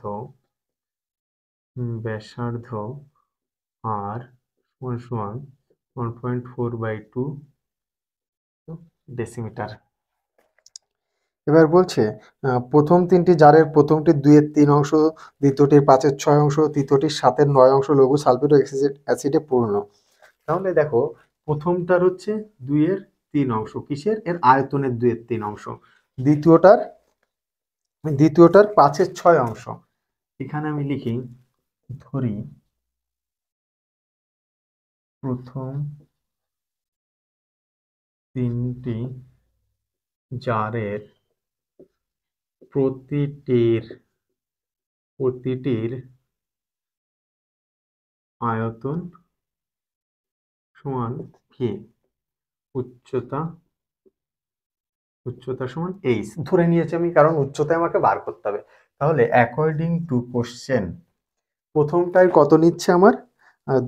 2/3 অংশ, 2/3 ইন্টু ভি প্লাস দ্বিতীয়টার 5/6 অংশ, 5/6 ভি প্লাস তৃতীয়টায় 7/9 অংশ। এই টোটাল ভলিউম হলে পরে যে জারটা আমার রাখা হয়েছে সেই জারের উচ্চতা, অ্যাসিডের উচ্চতা 4.1 ডেসিমিটার এবং অ্যাসিড জারের 2.1 ডেসিমিটার দৈর্ঘ্যের ব্যাসের একটি জারে রাখা হয়েছে। তাহলে পাই আর কত? আর আমার 2.1 ডেসিমিটার দৈর্ঘ্যের ব্যাস বলেছে, তাহলে 2.1/2 পয়েন্ট কাটলে 0 পাই আর স্কোয়ার ইন্টু এইচ আমাকে দিয়েছে 4.1 ডেসিমিটার উচ্চতা হয়েছে। কারণ এই 3টে জারের অ্যাসিডকে যদি আমি একটা জারে ঢালি তাহলে এদের টোটাল যে আয়তন হবে সেই আয়তনই এটার আয়তন হবে। ওকে, ক্যালকুলেশন করি। দেখো এই ভিটা কি? ভি আসলে কি? পাই আর স্কোয়ার এইচ আয়তন। ওকে, তাহলে এখান থেকে ভিটাকে যদি কমন নিই আমি, তাহলে 369 এদের লসাগু করলে 3 1 যা 3 2 3 3 দুগুণে 6 6 3 6 18 18 3 6 18 6 দুগুণে 12 6 3 6 18 3 5 15 9 দুগুণে 18 7 দুগুণে 14 equal to pi into 21 square করলে 441 হয়, 441 বাই 400 ইন্টু 4.1। বাহ, ভিটা হচ্ছে কি আমার? ওই যে পাই আর স্কোয়ার এইচ, পাই আর স্কোয়ার হচ্ছে এই যে আমার 14/20 এর স্কোয়ার ইন্টু এইচ আমাকে বার করতে হবে।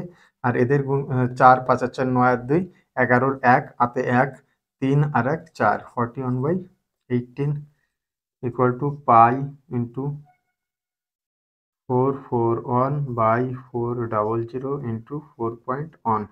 এটাকে কাটলে এই, এবার পাই পাই কেটে দিলাম। 14 স্কোয়ার করলে 14 ইন্টু 14 200 স্কোয়ার করলে হয় 400 into H into 41/18 equal to 441/400 into 41/10। 400 400 কেটে দিলাম, 41 41 কেটে দিলাম। কেটে দেওয়ার পরে এবার এইচ ইকুয়াল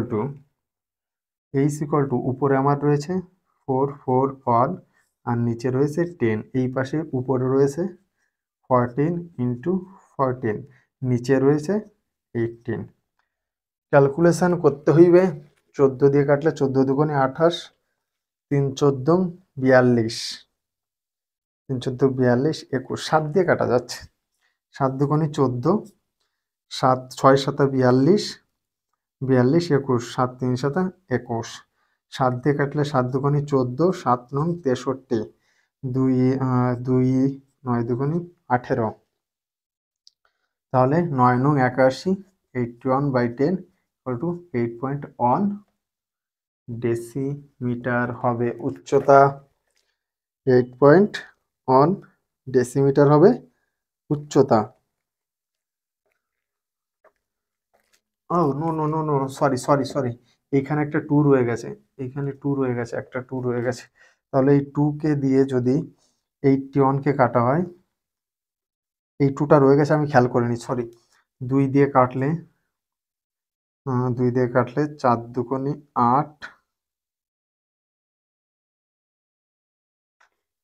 4 দুগুণে 8,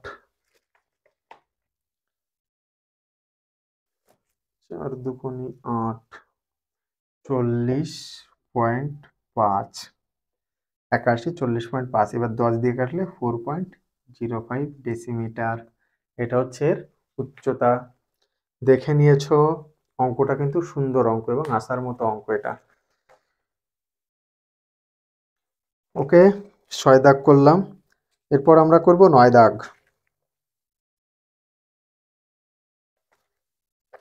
ওকে, চলো পরের অঙ্কে যাই।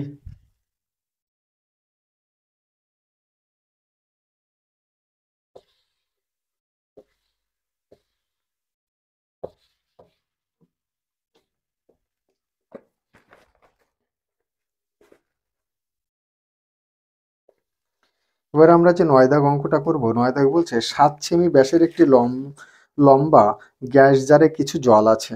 ওই জলে যদি 5.6 সেমি দৈর্ঘ্যের ব্যাসের 5 সেমি লম্বা একটি নিরেট লোহার লম্ব বৃত্তাকার চোঙ আকৃতির টুকরো সম্পূর্ণ ডোবানো হয়, তবে জলতল কতটুকু উপরে উঠবে।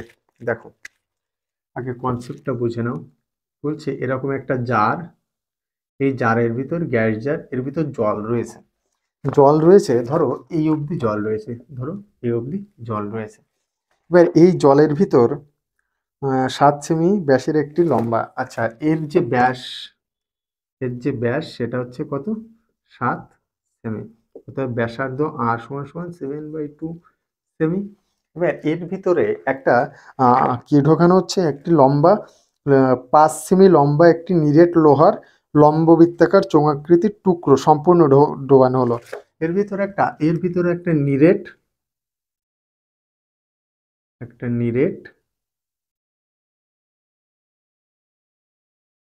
মানে এর কোথাও ফাঁকা নেই, সলিড এটা। একটা নিরেট লোহার দণ্ড ঢোকানো হয়েছে, লোহার লম্ববৃত্তাকার চোঙাকৃতির টুকরো সম্পূর্ণ ডোবানো হলো। এর যে ব্যাস, এর যে ব্যাস এটা হচ্ছে 5.6 সেন্টিমিটার। তাহলে এর ব্যাসার্ধ, ধরো এটা R1 ধরলাম, এর ব্যাসার্ধ R2 সমান সমান 5.6/2, কাটলে 0, এত সেন্টিমিটার। এবং এর হাইট আমাকে দিয়ে দিয়েছে কত সেন্টিমিটার, এর হাইট দিয়েছে আমাকে 5 সেন্টিমিটার। বলছে এইটা ডোবানোর ফলে জল কতটা উঠবে। আমি ধরে নিলাম এইটা ডোবানোর ফলে জল উঠবে এইচ হাইটে উঠবে, মানে জলের যে উচ্চতার পরিবর্তন হবে সেটা এইচ। তাহলে এখানে লিখি আমি কত দাগ, 9 দাগ। ধরি লোহার দণ্ডটি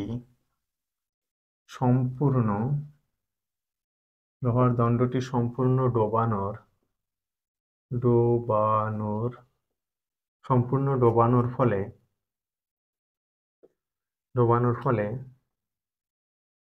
জলতলের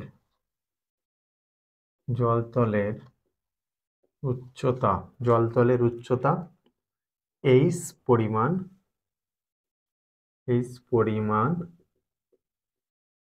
বৃদ্ধি পাবে।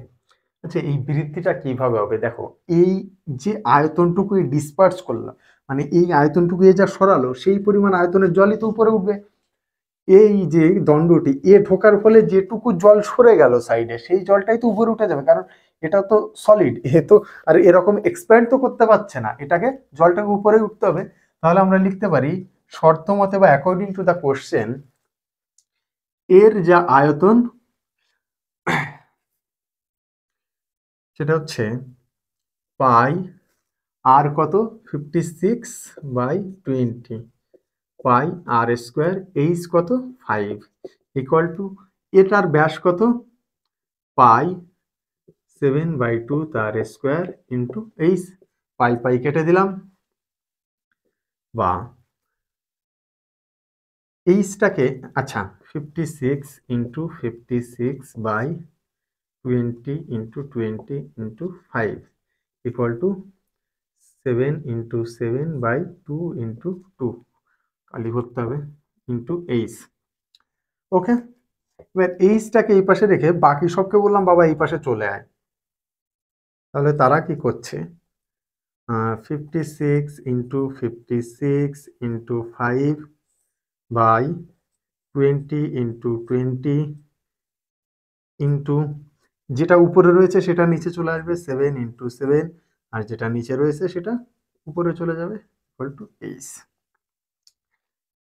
7×8 = 56, 7×8 = 56, 10 দুগুণে 20, 10 দুগুণে 20, 8×8 = 64 গুণ 5, 64 ইন্টু 5, 4×5 = 20, 0, 4×5 = 20, 0, হাতে 2, 6×5 = 30, আর 2 32, 30 আর 2 32, তাহলে 32,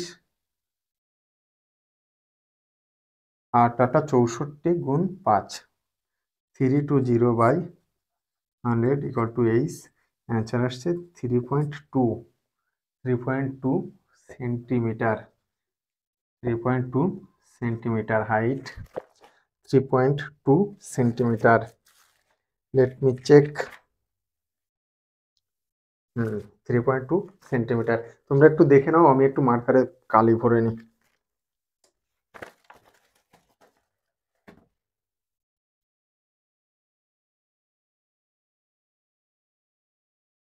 তো চলো পরের অঙ্কে যাই।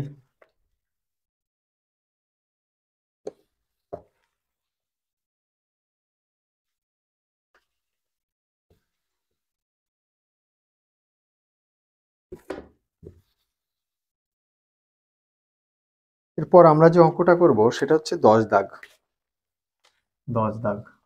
10 দাগ বলছে একটি লম্ব চোঙাকৃতি স্তম্ভের বক্রতলের ক্ষেত্রফল 264 বর্গমিটার এবং আয়তন 924 ঘনমিটার হলে এই স্তম্ভের ব্যাসের দৈর্ঘ্য ও উচ্চতা হিসাব করে লিখি।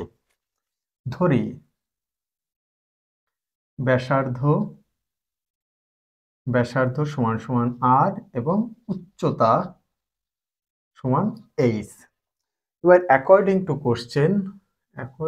কোশ্চেন কি বলছে যে স্তম্ভের বক্রতলের ক্ষেত্রফল, সমগ্র তল বলেনি কিন্তু বক্রতল বলেছে, বক্রতলের ক্ষেত্রফল 2πr/h ইকুয়াল টু 264 বর্গমিটার।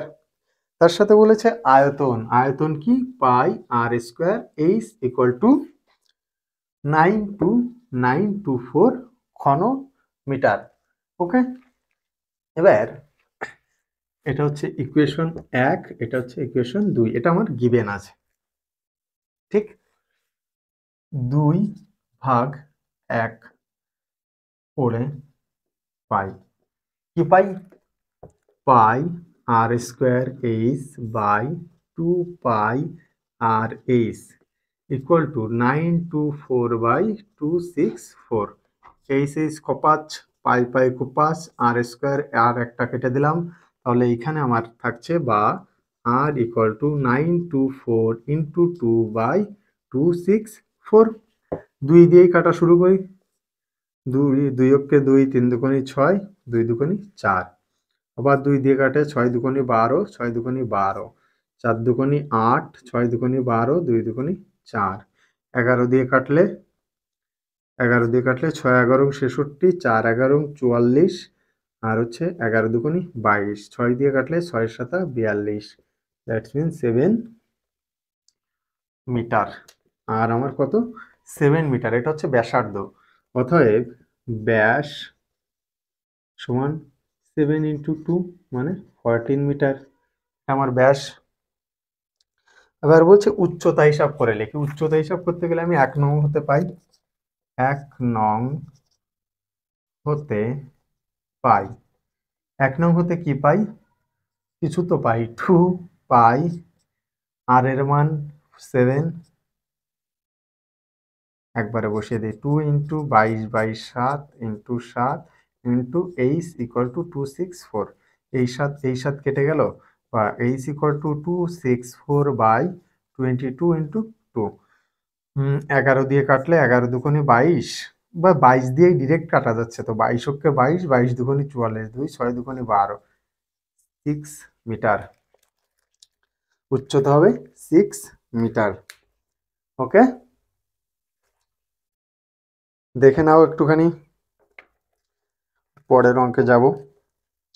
এরপরে আমরা যেটা করব সেটা হচ্ছে 13 দাগ। দেখে নিয়েছো? যদি মনে হয় যে টুকবে বা নোট করবে তাহলে একটু পজ করে নিও।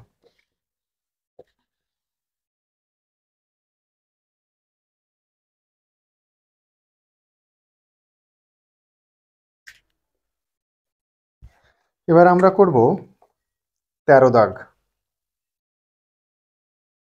13 দাগ 13 দাগ বলছে 2 মুখ খোলা একটি লম্ববৃত্তাকার লোহার পাইপের মুখের বহির্ব্যাসার্ধের দৈর্ঘ্য, বহির্ব্যাসার্ধ তার মানে আর1, ব্যাসার্ধের বহির্ব্যাসের দৈর্ঘ্য বলেছে 30 সেন্টিমিটার।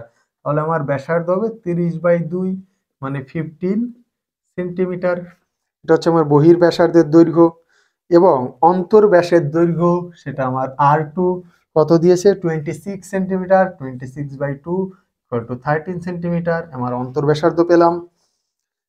পাইপটির দৈর্ঘ্য হচ্ছে, দৈর্ঘ্য মানে উচ্চতা, এইচ কত দিয়েছে আমাকে? 14.7 মিটার। এবার কোশ্চেন কি বলছে? প্রতি বর্গ ডেসিমিটার 2.25 টাকা হিসাবে ওই পাইপটির সমগ্র তল আলকাতরার প্রলেপ দিতে কত খরচ হবে হিসাব করে লিখি। আচ্ছা, তাহলে যেহেতু ডেসিমিটারে পরে আমাকে যেতে হবে, আমি আগে থেকেই ডেসিমিটারে চলে যাই। এই সেন্টিমিটার থেকে ডেসিমিটারে গেলে হবে আমার 15/10 ডেসিমিটার। 13 থেকে গেলে হবে 13/10 ডেসিমিটার। আর মিটার থেকে ডেসিমিটারে গেলে আমি 10 দিয়ে যদি গুণ করি তাহলে 147 ডেসিমিটার। বলছে সমগ্র তলের ক্ষেত্রফল। আচ্ছা, 2 মুখ খোলা পাইপের সমগ্র তলের ক্ষেত্রফলের সূত্র মনে আছে তোমাদের?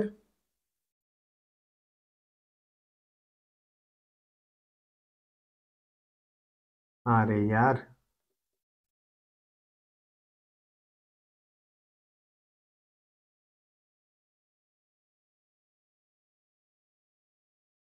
এরকম দেখতে লাগে। সমগ্র তলের ক্ষেত্রফল আমাকে এই ক্ষেত্রফলটা নিতে হয়, ভেতরেরটা নিতে হয়, বাইরেরটা নিতে হয়, সব মিলিয়ে আমাকে করতে হয়। তাহলে আমরা কি করেছিলাম, যে কি বলছে, অতএব সমগ্র তলের ক্ষেত্রফল সমান সমান আমরা কি জানি, 2 পাই, এইচ কমন নিলে আর1 প্লাস আর2 প্লাস 2 পাই কমন নিলে আর1 স্কোয়ার মাইনাস আর2 স্কোয়ার। এটাই তো আমরা পড়ে আসলাম। তাহলে ভ্যালু বসানো শুরু করি। 2 পাইটাকে কমন নিয়ে নিই। 2 পাইটাকে কমন নিয়ে নিলে 2 ইন্টু 22/7। এবার এইচ কত? 147 ইন্টু আর1 কত? 15/10 প্লাস 13/10 প্লাস 2 পাই আমি কমন নিয়ে নিয়েছি, তাহলে r1 স্কোয়ার হচ্ছে আমার 15/10 তার স্কোয়ার মাইনাস 13/10 তার স্কোয়ার। ওকে, বা 22 × 2/7। এই সব ইংরেজিকে করলে এখানে কি হবে দেখো, 10 লসাগু করলে 15 প্লাস 13, আর এর আগে রয়েছে 147 প্লাস এটাকে a স্কোয়ার মাইনাস b স্কোয়ারের সূত্র আমি যদি ইউজ করি তাহলে কি হবে 15/10 plus 13/10 a plus b into a minus b।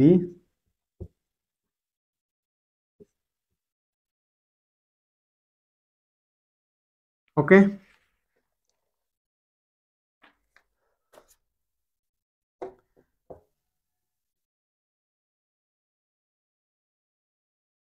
তাহলে হচ্ছে 22 দুগুণে 44/7, এটাকে করলে হচ্ছে 5 আর 3 8 2, মানে 147 ইন্টু 28/10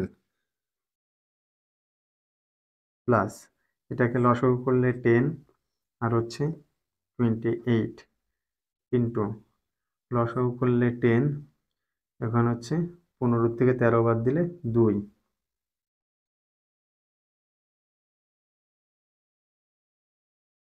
28 দুগুণে 56। এবার লসাগু করে নিই 44/7, এখানে লসাগু করলে পুরোটাকে যদি লসাগু 10 করে নিই তাহলে হচ্ছে 147 ইন্টু 28 প্লাস এখানে তো 100 হচ্ছে, কোথাও ভুলভাল করলাম না তো, মনে তো হচ্ছে না, দেখি ট্রাই তো করে দেখি। 28 28 দুগুণে 56, 100 560, না না না না না, সরি, কোথাও তো মনে হচ্ছে গড়বড় করেছি। काहे गलती कर दिया ভাইয়া, ভয়ঙ্কর ক্যালকুলেশন চলে আসলো তো। 13 দাগ,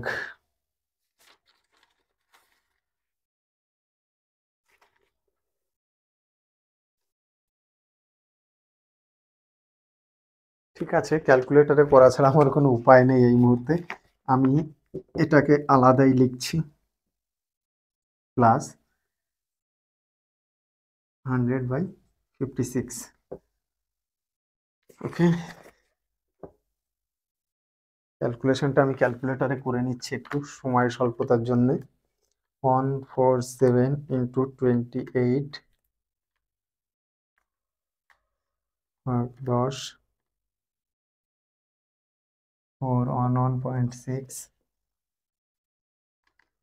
56/100 4 on 1.6 4 on 2.6 6, তার সাথে এটা করলে 44/7 ইন্টু 4 on 2.16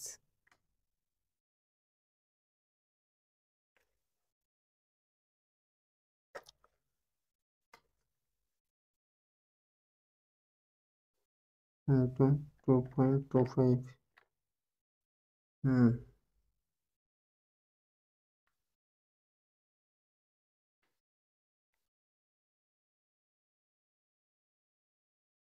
তাহলে আমার অ্যান্সার আসছে কত, 4 on 2.16 ইন্টু 44/7, এইসব ইংরেজি করলে আমার অ্যান্সার আসবে 2590.72 2590.72 এত ডেসিমিটার কিউব। এটা আমি কি পেলাম, সমগ্র তলের ক্ষেত্রফল পেলাম।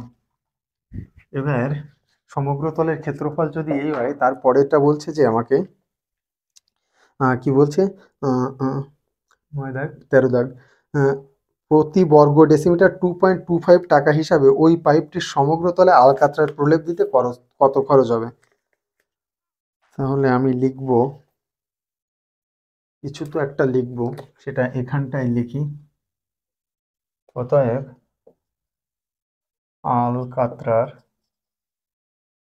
কাতরার প্রলেপ দিতে মোট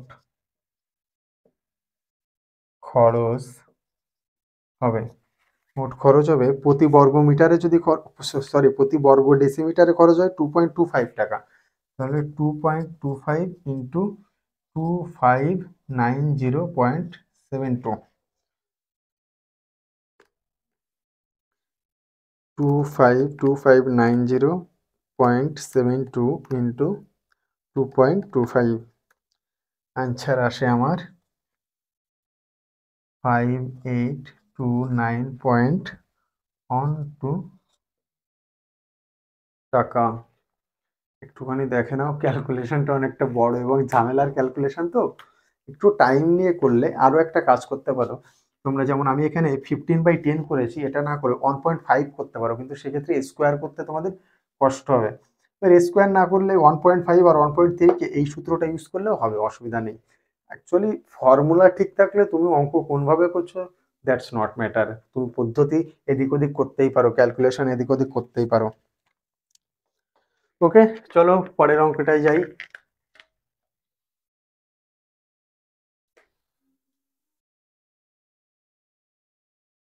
দেখে নিয়েছো আশা করি।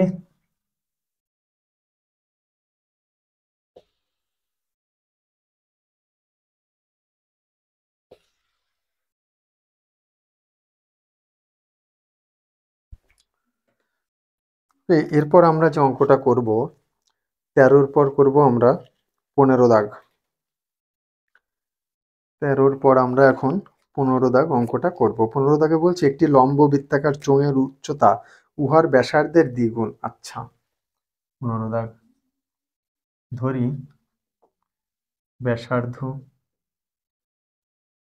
ব্যাসার্ধ সমান আর, উচ্চতা সমান এইচ।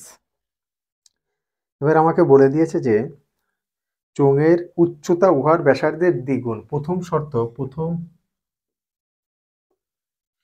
মতে উচ্চতা h ইকুয়াল টু 2r, প্রথম শর্ত এটা বললো। তারপরে বলছে যদি উচ্চতা 6 গুণ হতো তবে চোঙটির আয়তন এত ঘন ডেসিমিটার বেশি হতো। আচ্ছা, উচ্চতা লম্ব বৃত্তাকার চোঙের উচ্চতা এর ব্যাসার্ধের দ্বিগুণ। তাহলে এই ক্ষেত্রে আমার আয়তন কত হবে? অতএব আয়তন সমান পাই আর স্কোয়ার এইচ, পাই আর স্কোয়ার এইচ এর জায়গায় 2r, তার মানে 2 পাই আর কিউব, ইকুয়েশন 1। এবার বলছে যে যদি উচ্চতা যদি এইচ ইকুয়াল টু 6 আর হতো, 6 গুণ হতো, তাহলে তখন আয়তন কি হতো? তখন আয়তন equal to pi R square H বা পাই আর স্কোয়ার 6r, মানে 6 পাই আর কিউব। ওকে, এখন বলছে যে যদি এরকমটা হতো তাহলে আয়তন 539 ঘন ডেসিমিটার বেশি হতো। তাহলে আমি লিখতে পারি according to question 6 pi R cube minus 2 pi R cube equal to 539 এত ঘন ডেসিমিটার বেশি হতো। ওকে, তাহলে হচ্ছে 4 পাই আর কিউব ইকুয়াল টু 539, বা আর কিউব ইকুয়াল টু 539/4 ইন্টু 22 আর উপরে 7, কারণ এখানে 22/7 হতো, 22 উপরে ছিল নিচে চলে এসছে। এটাকে কত দিয়ে কাটা যায়? 11 দিয়ে তো মনে হচ্ছে যাবে ক্ষণে। 5 11 55, 4 11 44, হ্যাঁ 11 দিয়ে যাচ্ছে, 11 দুগুণে 22, 4 11 44, 9 11 99। আর দরকার নেই, এটাতেই সুবিধা হচ্ছে। কি সুবিধা হচ্ছে দেখো, 7 × 7 × 7, 3টে 7, আর নিতে হচ্ছে 2 × 2 × 2। এবার এই r³ ইকুয়াল টু এইসব হলে r ইকুয়াল টু 3√7 × 7 × 7/2 × 2 এটাকে করলে আমার 7/2 আসে, কারণ এখানে 7/2 তার কিউব, আর এর মানে হচ্ছে 1/3। এই 3 কেটে যায়, তারপরে এইসব ইংরেজি আসে, তাহলে হচ্ছে 3.5 ডেসিমিটার, কারণ এটা বলে দিয়েছিল আমার এত ঘন ডেসিমিটার পার্থক্য হচ্ছে। 3.5 ডেসিমিটার, এটা হচ্ছে আমার কি পেলাম, ব্যাসার্ধ। এটা পেলাম। তাহলে আমাকে কি হিসাব করতে হবে, যে চোঙটির উচ্চতা হিসাব করে লিখি। উচ্চতা যদি আমাকে হিসাব করতে হয়, তাহলে কি করব আমি, এই যে এখান থেকে লিখতে পারি। এইখানে সমীকরণ 1 নম্বর না দিই, এখান থেকে লিখি। 1 হতে কি পাই, h equal to 2r, that's means 2 × 3.5 decimetre, মানে 7 ডেসিমিটার। ওকে, দেখে নাও। देख लिया ना भैया, इजी था, সহজ ছিল। চলো পরের অঙ্কে যাই।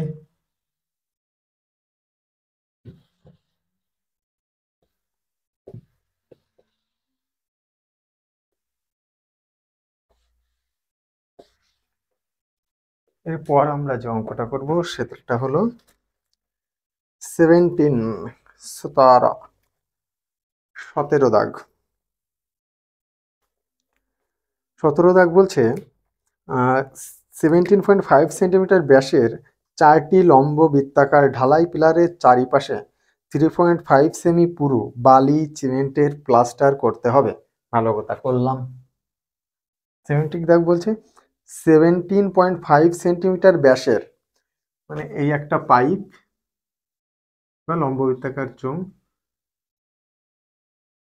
এর ব্যাস হচ্ছে 17.5।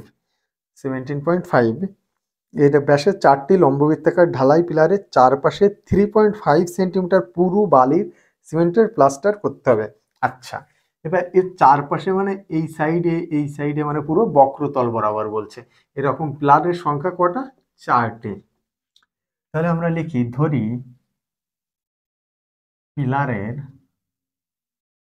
পিলারের অন্তর ব্যাসার্ধ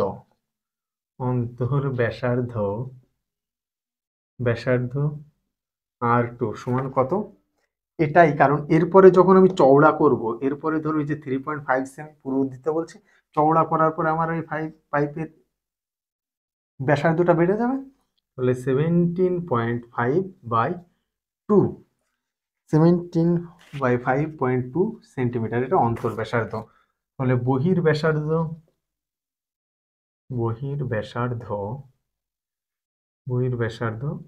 r1 ইকুয়াল টু কত হবে,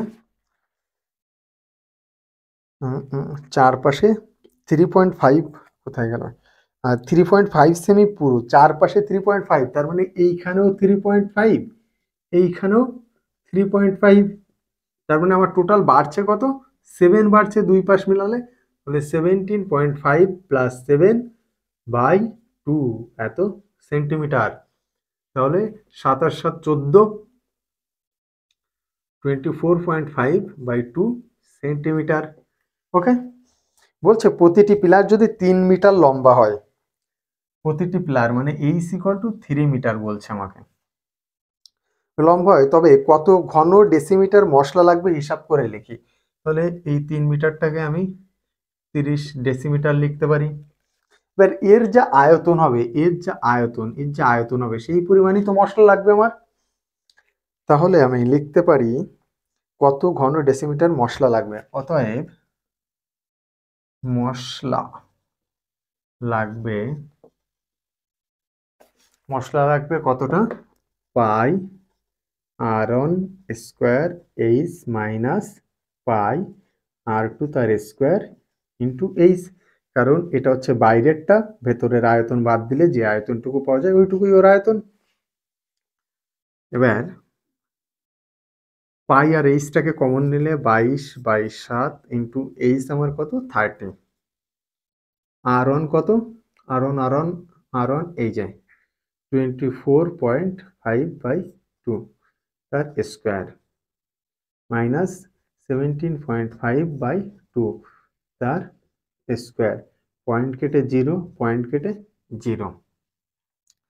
এবার a স্কোয়ার মাইনাস বি স্কোয়ারের ফুল ফর্মুলা করলে 22/7 ইন্টু 30, এইসব ইংরেজি করলে হচ্ছে 245/20 plus 175/20 a plus B into a minus B 245 minus 175/20, মানে একবারে আমি লসাগুটাও করে দিলাম 20, তাহলে হচ্ছে 22/7 ইন্টু 30, এটাকে লসাগু করলে হবে তোমার 20, 5 5 10 0 হাতে 1, 7 আর 4 11 আর 1 12, 2 হাতে 1 3 আর 1 4 ইন্টু এখান থেকে বাদ দিলে 20, 5 5 0, 7 আর কতলি 14 হয়, 7 হলে হাতে 1 1 আর 1 2, 2 2 মিলে গেল 0, 0 0 কেটে দিলাম, এই 0 কাটলাম, 7 দিয়ে এটাকে কাটলে কেমন যেন 6 7 42 মনে হচ্ছে, 2 দিয়ে কাটলে 3, 2 দিয়ে কাটলে 11। ওকে, তাহলে আমার আলটিমেটলি এখানে আসছে কত 11 ইন্টু 30 ইন্টু 3 ইন্টু 7, 3 7 21, 21 3 11 33, 330 ইন্টু 21, ধরে নিলাম 20, তাহলে হচ্ছে 0 3 দুগুণি 6, 3 দুগুণি 6, 330 0 6 3 9, 6 3 9, 6 3 9, ও সরি এখানে একটা 0 হবে, ওইখানে একটা 0 হলে এখানে 3 3 0 0 3 6 3 9 6 6930। কত মশলা লাগবে মনে তো হচ্ছে, আবার কোথাও ভুলভাল করেছি। এখানে মশলা লাগবে pi r one square h minus pi r two square h, এটা হচ্ছে এর আয়তন, গুড, ওয়েল অ্যান্ড গুড। 17.5, চারিপাশে 3.5 করলে 17.5, 17.5 ভাগ 2 প্লাস 3.5, 12.25, 24.5 ভাগ 2, 12.25, ফেয়ার অ্যান্ড লাভলি। তাহলে ভুল কোথায় করলাম?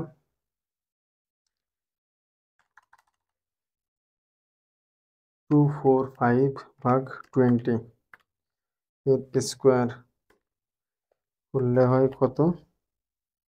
150, ধরে নাও 150, 150 থেকে বাদ দিতে হবে 175 ভাগ 20 তার স্কোয়ার, 76 মাইনাস 150,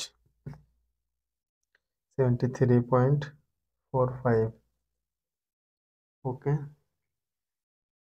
73.45 ইন্টু 30 ইন্টু 3.1416, 6929, 6922। কত মিটার? 3.5 সেন্টিমিটার পুরো।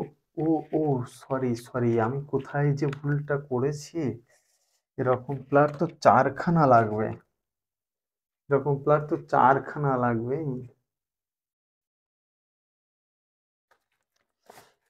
এরকম প্লার লাগবে 4খানা, তার মানে আমার একটাকে 4 দিয়ে গুণ করতে হবে, তার মানে আমার সব জায়গায় 4 দিয়ে গুণ করে যেতে হবে, 4 দিয়ে গুণ করতে হবে, 4 দিয়ে গুণ করতে হবে, এখানেও তাহলে আমার একটা 4 দিয়ে গুণ করতে হবে। 4 দিয়ে গুণ করলে আমার অ্যান্সার আসছে 11 into 30 into 3 into 7 into 4, 27720 decimetre cube. এত ডেসিমিটার কিউব। এবার এটাকে আমি যদি চাই, ডেসিমিটারটাকে যদি শুধু মিটার কিউবে করতে চাই, তাহলে আমাকে 1000 দিয়ে ভাগ করতে হবে। এটাকে যদি আমি মিটার কিউবে করতে চাই, তাহলে 1000 দিয়ে ভাগ করতে হবে, কারণ এই যে ডেসি তারপরে মিটার, ডেসি থেকে মিটারে যেতে গেলে আমার 10 দিয়ে ভাগ করতে হয়, যেহেতু কিউব আছে সেই জন্য আমার 1000 দিয়ে ভাগ করতে হবে। তাহলে 1000 দিয়ে ভাগ করলে আমার 27.72 মিটার কিউব আসবে।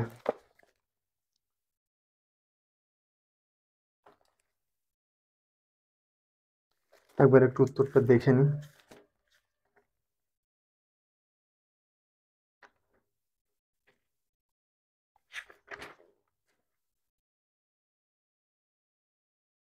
Two 277.20 decimetre cube. তার মানে তো অন্য কোথাও আবার গালতি করেছি। এইখানে 100 দিয়ে ভাগ হবে কি করে?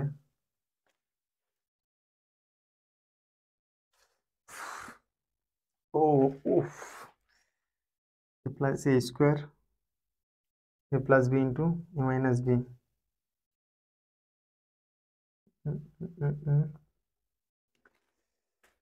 কোথায় ভুল করলাম?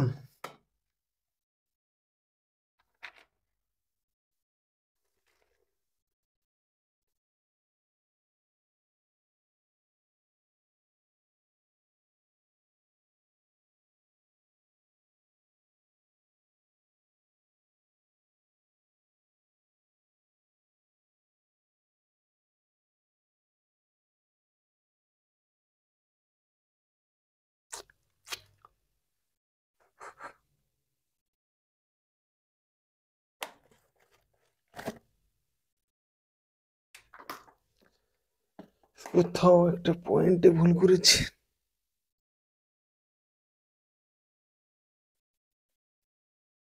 সেন্টিমিটার থেকে ডেসিমিটারে যেতে গেলে,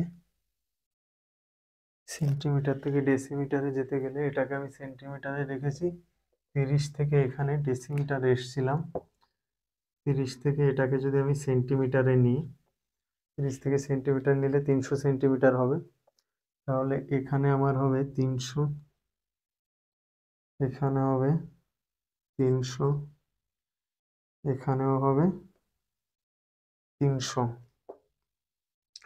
ঠিক, এখানে ডেসিমিটারের গল্প আসছে না, এখানে আরো একটা জিরো বেশি আসবে, এইখানে হবে 300 সেন্টিমিটারে আসছে।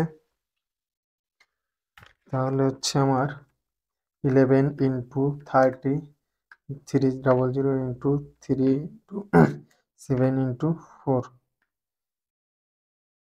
এটাকে করলে আসছে 27720 এত সেন্টিমিটার কিউব। কারণ দেখো আমি সবকিছু সেন্টিমিটারে রেখেছি, একটুখানি ভুল হয়ে গেছিল, তার জন্য সরি। সবগুলোকে সেন্টিমিটারে রেখেছি। এটাকে যদি ডেসিমিটার আমি কনভার্ট করি, তাহলে সেন্টিমিটার থেকে এর আগেই আছে সেন্টি, সেন্টি থেকে ডেসিতে গেলে আমার কি করতে হয়, সেন্টি থেকে ডেসিতে গেলে 10 দিয়ে ভাগ করতে হয়, কিন্তু কিউব যেহেতু আছে তার মানে 3খানা 10 দিয়ে ভাগ করতে হবে, 3খানা 10 মানে 1000। এবার এটাকে 1000 দিয়ে ভাগ করলে 277.2 ডেসিমিটার কিউব। এইটা হচ্ছে আমার মশলা লাগবে এই পরিমাণ। একবার একটু ভালো করে দেখিয়ে নাও, আমি একবার বলে দিচ্ছি।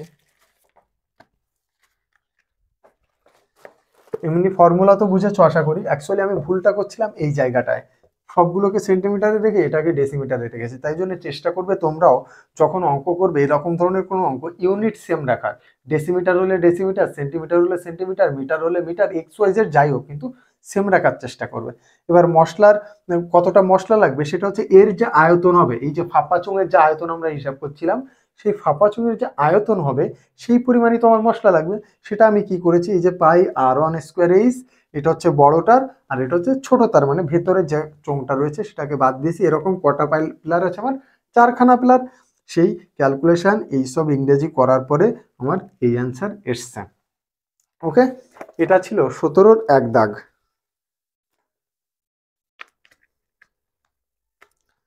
17-র 1 দাগ ছিল এটা, দেখে নিয়েছো। এবার 17-র 2 দাগ বলছে প্লাস্টারের মশলা তৈরি করতে যদি 4:1 অনুপাতে বালি ও সিমেন্ট মেশাতে হয় তবে কত ঘন ডেসিমিটার সিমেন্টের প্রয়োজন হবে তা লিখে। এখানে করে দিচ্ছি আমি, দেখো বলছে কিসের অনুপাত, বালি ইস্টু সিমেন্ট,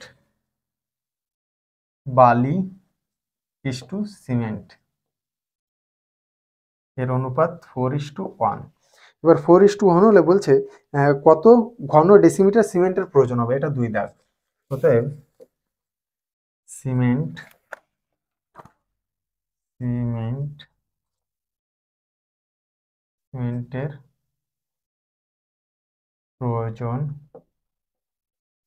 প্রয়োজন হবে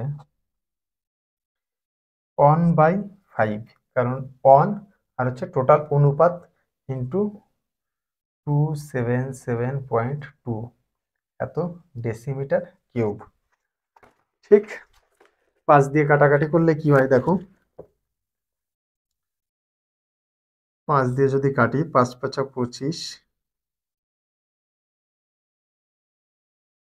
277.5, 5 দিয়ে এটাকে কাটলে 5 5 25, 2 5 5 25, 5 5 25, 2 5 5 25, 55.5 ডেসিমিটার কিউব পরিমাণ সিমেন্ট লাগবে।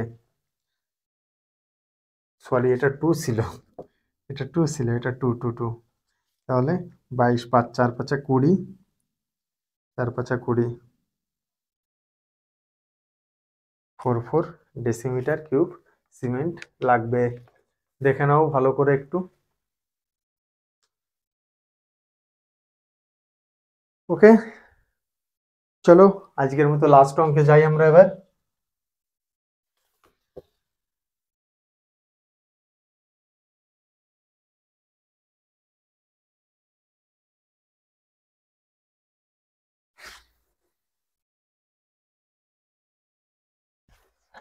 আজকের অন্তিম অঙ্ক সেটা হচ্ছে 18 দাগ। 18 দাগ, 18 দাগে বলছে একটি লম্ব বৃত্তাকার ফাঁপা চোঙের বহির্ব্যাসের দৈর্ঘ্য, তাহলে বহির্ব্যাসার্ধ r1 হবে 16/2। 16/2 কি দেওয়া আছে, সেন্টিমিটার, মানে 8 সেন্টিমিটার। এটা আমি বহির্ব্যাসার্ধ পেলাম।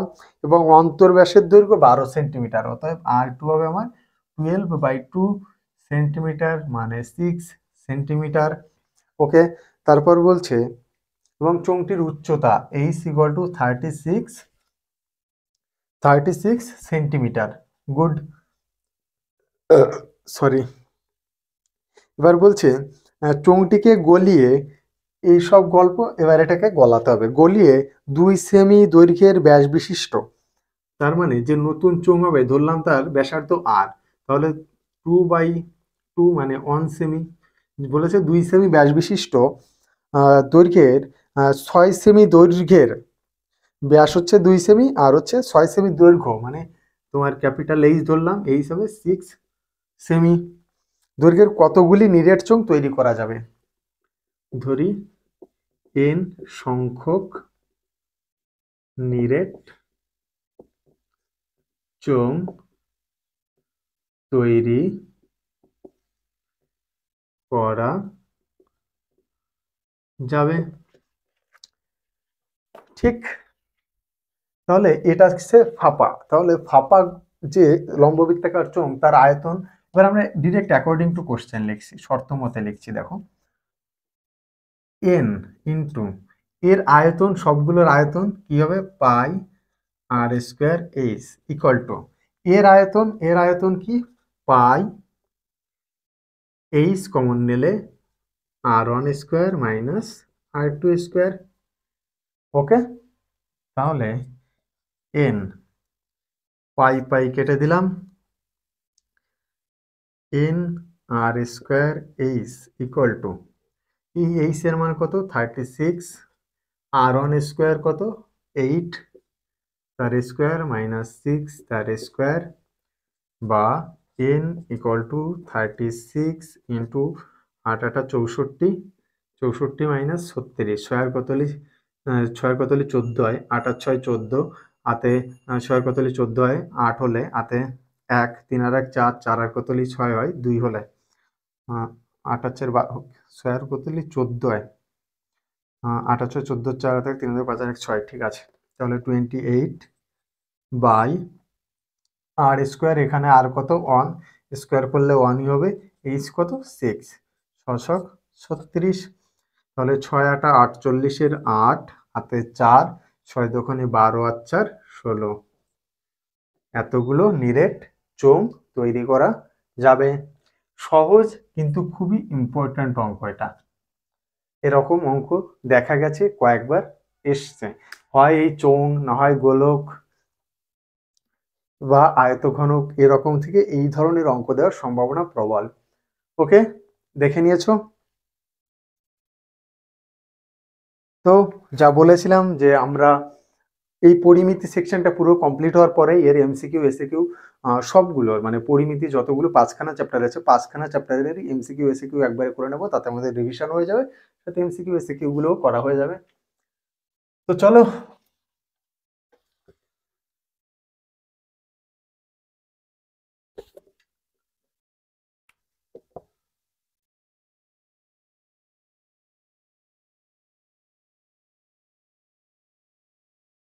থ্যাংক ইউ আমাদের সাথে থাকার জন্য। আবারও বলছি, যদি ভালো লেগে থাকে তাহলে শেয়ার করো, লাইক কমেন্ট করো, আর যদি কোনো ডাউট থেকে থাকে তাহলে প্রত্যেকটা ভিডিওর নিচেই, প্রত্যেকটা ভিডিওর, সেটা ফেসবুক হোক অথবা ইউটিউব হোক, ও আমাদের চ্যানেলের নাম স্টাডি অ্যান্ড জয়, এটা আমাদের চ্যানেলের নাম, ইউটিউব চ্যানেলের নাম, এবং তোমার ফেসবুক পেজের নাম স্টাডি অ্যান্ড জয়। তো তোমরা এই চ্যানেলটা সাবস্ক্রাইব করতে পারো, ফলো করতে পারো যদি ভালো লেগে থাকে। আর যদি কোনো মনে হয় যে কোনো সাজেশন দেবে, আমার শ্রদ্ধেয় ব্যক্তিবর্গরা যদি দেখে থাকেন, যদি মনে হয় কোনো সাজেশন দেবেন, অবশ্যই জানাবেন আপনারা। আর যদি ভালো লেগে থাকে তাহলে শেয়ার করবে, লাইক কমেন্ট করবে। চলো, দেখা হবে আবার নেক্সট লেকচারে। ধন্যবাদ সবাইকে, নমস্কার, রাধে রাধে।